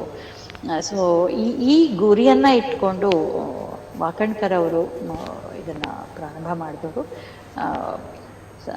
1982 ಇಂದ ಸಂಘದ ಇನ್ನೊಂದು ಅಂಗಸಂಸ್ಥೆಯಾಗಿ ಕೆಲಸ ಮಾಡ್ತಾ ಇದ್ದಂಥದ್ದು. ಅದಕ್ಕೆ ನಾನು ಕಲಾ ಜಗತ್ತಲ್ಲಿ ನಂದು ಕ್ಷೇತ್ರ ಆಗಿದ್ರಿಂದ ನಾನು ಸಂಸ್ಕಾರ ಭಾರತಿ ತೊಡಗಿಸ್ಕೊಂಡೆ. ಅನೇಕ ದಿಗ್ಗಜರು ಅದ್ರದ್ದು ತುಂಬಾ ದೊಡ್ಡವರು ಅದ್ರದಕ್ಕೆ ಕೆಲಸ ಮಾಡ್ತಾ ಇದ್ದಾರೆ. ಅದು ಸಂಗೀತ ಇರ್ಬೋದು, ಸಾಹಿತ್ಯ ಇರ್ಬೋದು, ನೃತ್ಯ ಇರ್ಬೋದು, ಯಕ್ಷಗಾನ ಇರ್ಬೋದು, ಲೋಕಕಲೆ ಇರ್ಬೋದು. ಹೆಚ್ಚಾಗಿ ಸಂಸ್ಕಾರ ಭಾರತಿ ರಂಗೋಲಿ, ಗೂಗಲ್ ಅಲ್ಲಿ ಹೋಗಿ ಸಂಸ್ಕಾರ ಭಾರತಿ ಹೊಟ್ಟ ತಕ್ಷಣ ರಂಗೋಲಿಗಳು ಬರ್ತವೆ, ಕಿಲೋಮೀಟರ್ ಗಟ್ಟಲೆ ರಂಗೋಲಿ. ಅಂದ್ರೆ ನಮ್ ಹಿಂದಿನ ಪರಂಪರೆಯಲ್ಲಿ ರಂಗೋಲಿಗಿರುವಂತ ಮಹತ್ವವನ್ನ ಉಳಿಸುವಂತ ಕೆಲಸ. ಅದಕ್ಕೆ ಹೀಗೆ ಇರ್ಬೇಕು, ಮಾಗೋ ಮುಚ್ಚ ಈ ತರದೆಲ್ಲ ನಾವು ಇನ್ನೂ ಅದನ್ನು ಉಳಿಸ್ಕೊಂಡ್ ಬರ್ಬೇಕು ಅನ್ನೋ ಲೆಕ್ಕದಲ್ಲಿ ಅದು ಸಂಸ್ಕಾರ ಭಾರತಿ ಸಂರಕ್ಷಣೆಯನ್ನು ಮಾಡುವಂಥದ್ದು ಮಾಡ್ತಾರೆ. ಹಾಗೆ ಭಾರತೀಯ ಚಿಂತನೆಗಳನ್ನ ಕಲೆಯಲ್ಲಿ ತಗೊಂಡ್ ಬರುವಂತ ಕೆಲಸವನ್ನು ಮಾಡ್ತಾರೆ. ಅದರಲ್ಲಿ ಮಾತೃಶಕ್ತಿಗಾಗಿ ಅಂದ್ರೆ ಹೆಣ್ಮಕ್ಳೇ ಕಲೆಯಲ್ಲಿ ತುಂಬಾ ತೊಡಗಿಸ್ಕೊಳ್ಳೋದು. ಸೊ ಅವ್ರನ್ನ ಸಂಘಟನೆ ಮಾಡೋ ನಿಟ್ಟಿನಲ್ಲಿ ನಮ್ಮ ಯೋಚನೆಗಳನ್ನ ಹೊಸ ಹೊಳವು ಕೊಡೋ ನಿಟ್ಟಿನಲ್ಲಿ ಕೆಲಸ ಮಾಡೋದಕ್ಕೆ ಅಂತ ಹೇಳಿ ಮಾತೃಶಕ್ತಿ ಪ್ರಮುಖವಾಗಿ ಕೆಲಸ ಮಾಡ್ತಾ ಇದ್ದೀನಿ. ಅದರ ಸಲುವಾಗಿ ಆಚೆ ಈಚೆ ಒಂದಿಷ್ಟು ಓಡಾಟ, ಹೊಸ ಅನೇಕ ದಿಗ್ಗಜರ ಕಲಾವಿದರ ಪರಿಚಯಗಳಾಗ್ತಾ ಇದೆ, ಅವ್ರ ಮಾರ್ಗದರ್ಶನ ಸಿಗ್ತಾ ಇದೆ. ಹೌದು, ಖಂಡಿತ. ಅದೇ ರೀತಿ ಮೇಡಮ್, ನಿಮ್ಮನ್ನು ಅರಸಿ ಬಂದಂಥ ಪ್ರಶಸ್ತಿ ಪುರಸ್ಕಾರಗಳು ಇದುವರೆಗೆ ಇನ್ನೂ ಬಹಳಷ್ಟು, ಇನ್ನೂ ಅರ್ಧ ದಾರಿಲಿದ್ದೀರಿ, ಇನ್ನೂ ಹಲವು ಅಂದರೆ ಸಣ್ಣ ವಯಸ್ಸಲ್ಲಿದ್ದೀರಿ, ಇನ್ನೂ ಅಷ್ಟೇನು ದೊಡ್ಡ ಹಿರಿಯರಲ್ಲ ತಾವು, ಆದರೂ ಕೂಡ ಇನ್ನೂ ಬಹಳಷ್ಟು ಕೆಲಸ ಮಾಡಲಿಕ್ಕಿದೆ ತಾವು. ಆದ್ದರಿಂದ ಇದುವರೆಗೆ ಬಂದಂಥ ಪ್ರಶಸ್ತಿ ಪುರಸ್ಕಾರಗಳು, ಇನ್ನು ಮುಂದೆ ಬಹಳಷ್ಟು ನಿಮಗೆ ನಿಮ್ಮನ್ನು ಅರಸಿ ಬರಲಿ ಶುಭ ಹಾರೈಕೆಯೊಂದಿಗೆ ಇದುವರೆಗೆ ಬಂದಂಥ ಪ್ರಶಸ್ತಿ ಪುರಸ್ಕಾರಗಳ ಬಗ್ಗೆ ಒಂದೆರಡು ಮಾತು ಮೇಡಮ್. ಸರ್, ತುಂಬಾ ಪ್ರಶಸ್ತಿ ಪುರಸ್ಕಾರಗಳು ಇಲ್ಲ, ಆರಿಸ್ಕೊಂಡು ಬಂದಿದ್ದಿಲ್ಲ. ಅದು ತುಂಬಾ ಮುಖ್ಯವಾಗಿ ನನಗೆ ಖುಷಿ ಕೊಟ್ಟಂತದ್ದು ಅತ್ರಿ ಅವ್ರದ್ದು ನಾಗಸೇರಿ ಉಳುವೆ ಬೈಲ್ನಲ್ಲಿ ಮಾಡ್ತಾರಲ್ಲ, ಆ ಪ್ರಶಸ್ತಿ ನನಗೆ ಬಂದಿದೆ. ಹಾಗೆ ನಮ್ಮ ಬೇಗಾರು ಮಾಡುವಂತ ಮಲೆನಾಡ ಹಬ್ಬದಲ್ಲಿ ನನಗೆ ಎಲೆನ್ ಭಟ್ ಪುರಸ್ಕಾರ ಮಾಡಿದ್ದಾರೆ. ಹಾಗೆ ಇಲ್ಲಿ ಚಿಕ್ಕಮಗಳೂರಿನಲ್ಲಿ ನಾನು ಓದಂತಹ ಮಲೆನಾಡು ವಿದ್ಯಾಸಂಸ್ಥೆ ಒಂದಿಷ್ಟು ನನಗೆ ಪ್ರಶಸ್ತಿ ಪುರಸ್ಕಾರ ಅಂತ ಬಿರುದುಗಳಿಗಿಂತಾನು ಹೆಚ್ಚು ನನಗೆ ಇನ್ನೂ ಹೆಚ್ಚಿನ ತೂಕದ್ದೇ ಸುಮಾರು ನನಗೆ ಸಿಕ್ಕಿದೆ ಅಂತ ಅನ್ಕೊಳ್ತೀನಿ. ಖಂಡಿತ. ಅದೇ ರೀತಿ ಮೇಡಮ್, ಅಂದರೆ ಕೊನೆಯದಾಗಿ ನಿಮಗೆ ಅಂದರೆ ಈ ಕಲಾಂತರಂಗ ವೀಕ್ಷಕರಿಗೆ ಒಂದೆರಡು ಮಾತು ಹೇಳೋದಾರೆ ಏನು ಹೇಳಲಿಕ್ಕೆ ಇಷ್ಟಪಡ್ತೀರಿ?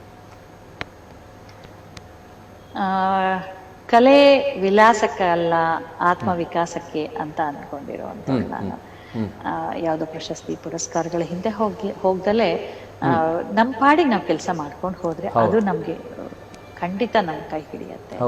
ಅನೇಕ ಕೆಲ್ಸಗಳಿಗೆ ನಮ್ಗೆ ಏನ್ ವಾಪಸ್ ಸಿಗತ್ತೆ ಅಂತ ಅನ್ನೋದು ಯಾವುದೋ ಒಂದ್ ರೂಪದಲ್ಲ, ಹಲವಾರು ರೂಪದಲ್ಲಿ ಸಿಗತ್ತೆ. ಇಡೀ ಸಮಾಜ ನಮ್ ಜೊತೆಗೆ ನಿಂತ್ಕೊಳ್ಳುತ್ತೆ. ಕಲೆ ಇರೋದು ನಮ್ಮನ್ನ ನಾವು ಉದ್ಧಾರ ಮಾಡ್ಕೊಳ್ಳಿಕ್ಕೆ, ನಾವು ನಿನ್ನೆಗಿಂತ ನಾವು ನಾಳೆ ಏನಾಗ್ಬೋದು ಬೆಟರ್ಮೆಂಟ್ ಟುವರ್ಡ್ಸ್ ಅವರ್ ಲೈಫ್ ಅಂತ. ಸೊ ಕಲಾಂತರಂಗದ ಪ್ರೇಕ್ಷಕರಿಗೆ ನನ್ನಂತೋಳನ್ನ ಕರ್ಕೊಂಡು ಬಂದು ಇಲ್ಲಿ ಕೂರಿಸಿ ಒಂದಿಷ್ಟು ಎಲ್ಲರ ಜೊತೆ ಮಾತಾಡ್ಲಿಕ್ಕೆ ಅವಕಾಶ ನೀವು ಮಾಡ್ಕೊಟ್ಟಿದ್ದೀರಿ. ಸೊ ಯಾವ್ದೋ ಊರಲ್ಲಿ ಏನೋ ಒಂದಿಷ್ಟು ಕೆಲಸ ಮಾಡ್ತಾ ಇರೋವಂಥವ್ರನ್ನ ಗುರ್ತಿಸುವಂಥದ್ದು ಈ ಕಲೆ ಮೂಲಕನೇ. ಬಹುಶಃ ಇಲ್ಲ ಅಂತ ಹೇಳಿದ್ರೆ ನೀವು ನನಗ್ ಸಿಗ್ತಿರ್ಲಿಲ್ಲ, ನಾನು ಇಲ್ಲಿ ಬಂದು ಕೂತ್ಕೊಳ್ತಿರ್ಲಿಲ್ಲ. ಸೊ ಕಲೆ ನಮ್ಮ ಭಾರತೀಯ ಸಂಸ್ಕೃತಿಯಲ್ಲಿ ಹಾಸುಹೊಕ್ಕಾಗಿದೆ. ಅದನ್ನ ನಮ್ಮ ಭಾರತೀಯ ಪರಂಪರೆಯಲ್ಲಿ ಬಂದಂತಹ ಕಲೆಯನ್ನ ಉಳಿಸಿ ಸಂರಕ್ಷಣೆ ಮಾಡಿ ಅದನ್ನ ಮುಂದಿನ ಪೀಳಿಗೆಗೆ ನಾವು ಹಾಗೆ ಬಿಟ್ಟು ಹೋಗ್ಬೇಕಾಗಿರುವಂಥದ್ದು, ಇನ್ನು ಬೆಟರ್ ಮಾಡಿ ಉತ್ಕೃಷ್ಟವಾಗಿರುವಂಥದ್ದನ್ನ ನಾವು ಹೋಗ್ಬೇಕಾಗಿದೆ. ಆ ಜವಾಬ್ದಾರಿ ನಮ್ಮ ಮೇಲಿದೆ. ಅದನ್ನ ನಾವು ಮಾಡ್ಕೊಂಡು ಹೋದ್ರೆ ಖಂಡಿತ ನಮ್ಮ ದೇಶ ಕೂಡ ಎಲ್ಲೋ ಹೋಗುತ್ತೆ. ಅದಕ್ಕಿರುವಂಥದ್ದೇ ಒಂದು ಆತ್ಮನೇ ಸಂಸ್ಕೃತಿ, ಕಲಾ ಸಂಸ್ಕೃತಿ. ಇದಕ್ಕೆ ಅವಕಾಶ ಮಾಡಿಕೊಟ್ಟಿದ್ದೀರಿ, ನಾನು ಆಭಾರಿ. ಆಗಲಿ. ನಮಗೂ ಕೂಡ ಭಾಳ ಖುಷಿ ಆಯಿತು ನಿಮ್ಮೊಂದಿಗೆ ಮಾತನಾಡಿ. ಕಳೆದ 1 ಗಂಟೆಗಳ ಕಾಲ ನಿಮ್ಮೊಂದಿಗೆ ಮಾತನಾಡ್ತಿದ್ದೀವಿ, ನಿಮ್ಮ ಮನದ ವಿಷಯವನ್ನು ತಿಳಿತಿದ್ದೀವಿ. ನೀವು ಚಿಕ್ಕಮಗಳೂರು ಜಿಲ್ಲೆಯಲ್ಲಿ ಮಾಡಿದಂಥ ಕೆಲಸಗಳು, ಅದರಲ್ಲೇ ನಮ್ಮ ಸುಗಮ ಸಂಗೀತ ಕ್ಷೇತ್ರಕ್ಕಿರ್ಬೋದು, ಯಾವುದೇ ನಾಟಕ ರಂಗಕ್ಕಿರ್ಬೋದು, ಚಿತ್ರರಂಗಕ್ಕಿರ್ಬೋದು, ಸಂಗೀತ ಕ್ಷೇತ್ರದಲ್ಲಿರ್ಬೋದು, ಎಲ್ಲ ಕ್ಷೇತ್ರದಲ್ಲಿ ತಾವು ಮಾಡಿದ ಸಾಧನೆಯನ್ನು ಗುರುತಿಸಿ ನಿಮ್ಮೊಂದಿಗೆ ನಾವು ಮಾತನಾಡುವಾಗ ನಿಮ್ಮ ಮನದ ವಿಷಯವನ್ನು ತಿಳಿಯುವಾಗ ಭಾಳ ಖುಷಿ ಆಯಿತು ಮೇಡಮ್. ನಿಮ್ಮ ಆತ್ಮೀಯರೆಲ್ಲ ಭಾಳಷ್ಟು 3 ಮಂದಿ ಮಾತನಾಡಿದರು, ನಿಮ್ಮ ಬಗ್ಗೆ ಬಹಳಷ್ಟು ವಿಷಯಗಳನ್ನು ತಿಳಿಸಿದರು. ನಿಮ್ಮ ಮುಂದಿನಿಂದ ಹೇಳಲಿಕ್ಕೆ ಆಗದ್ದನ್ನೆಲ್ಲ ನಿಮ್ಮ ಮುಂದೆ ಹೇಳಿದರು ಅವರು. ಯಾಕಂದರೆ ನಾವೊಂದು ಮಾಧ್ಯಮವಾಗಿ ನಿಮ್ಮ ಮುಂದೆ ನಿಮ್ಮ ಮನದ ವಿಷಯವನ್ನು, ಅಂದರೆ ನಿಮ್ಮ ವಿಷಯವನ್ನು, ಅವರ ಅನುಭವವನ್ನು ನಿಮ್ಮ ಮುಂದೆ ಹಂಚಿಕೊಂಡಿದ್ದಾರೆ. ಬಹಳ ಖುಷಿ ಆಯಿತು ಮೇಡಮ್. ದೂರದ ಚಿಕ್ಕಮಗಳೂರಿನಿಂದ ಆನ್ಲೈನ್ ಮೂಲಕ ನಮ್ಮೊಂದಿಗೆ ನೀವು ಸಂದರ್ಶನದಲ್ಲಿ 1 ಗಂಟೆಗಳ ಕಾಲ ಇದ್ರಿ. ನಿಮ್ಮ ಬಿಡುವಿಲ್ಲದ ಸಮಯದಲ್ಲಿ ಬಿಡುವು ಮಾಡಿಕೊಂಡು ನಮ್ಮೊಂದಿಗೆ ಕುಳಿತು ನಮ್ಮೊಂದಿಗೆ ಮಾತನಾಡಿದ್ದಕ್ಕೆ ನಮ್ಮ ಚಾನಲ್ ಪರವಾಗಿ ಪ್ರೀತಿಯ ಧನ್ಯವಾದ ತಿಳಿಸ್ತೇವೆ ಮೇಡಮ್. ಧನ್ಯವಾದಗಳು. ಧನ್ಯವಾದಗಳು. ವೀಕ್ಷಕರೇ, ಇಂದು ನಮ್ಮೊಂದಿಗಿದ್ದವರು ನಮ್ಮ ನಾಡಿನ ಜನಪ್ರಿಯ ಗಾಯಕಿ, ಸಂಗಡಕಿ, ಅದೇ ರೀತಿ ಹಲವಾರು ಸಾಂಸ್ಕೃತಿಕ ರಂಗದಲ್ಲಿ ಹಲವಾರು ಸೇವೆಯನ್ನು ಮಾಡ್ತಾ ಬರ್ತಿರ್ತಕ್ಕಂಥ ರೇಖಾ ಪ್ರೇಮ್ಕುಮಾರ್ ಅವರು ಚಿಕ್ಕಮಗಳೂರಿಂದ. ಮುಂದಿನ ವಾರ ಇನ್ನೋರು ಅತಿಥಿಯೊಂದಿಗೆ ನಿಮ್ಮ ಭೇಟಿಯಾಗಲಿಕ್ಕಿದ್ದೇನೆ. ನೋಡ್ತಾ ಇರಿ ಕಲಾಂತರಂಗ ಕಾರ್ಯಕ್ರಮ. ನಮಸ್ಕಾರ.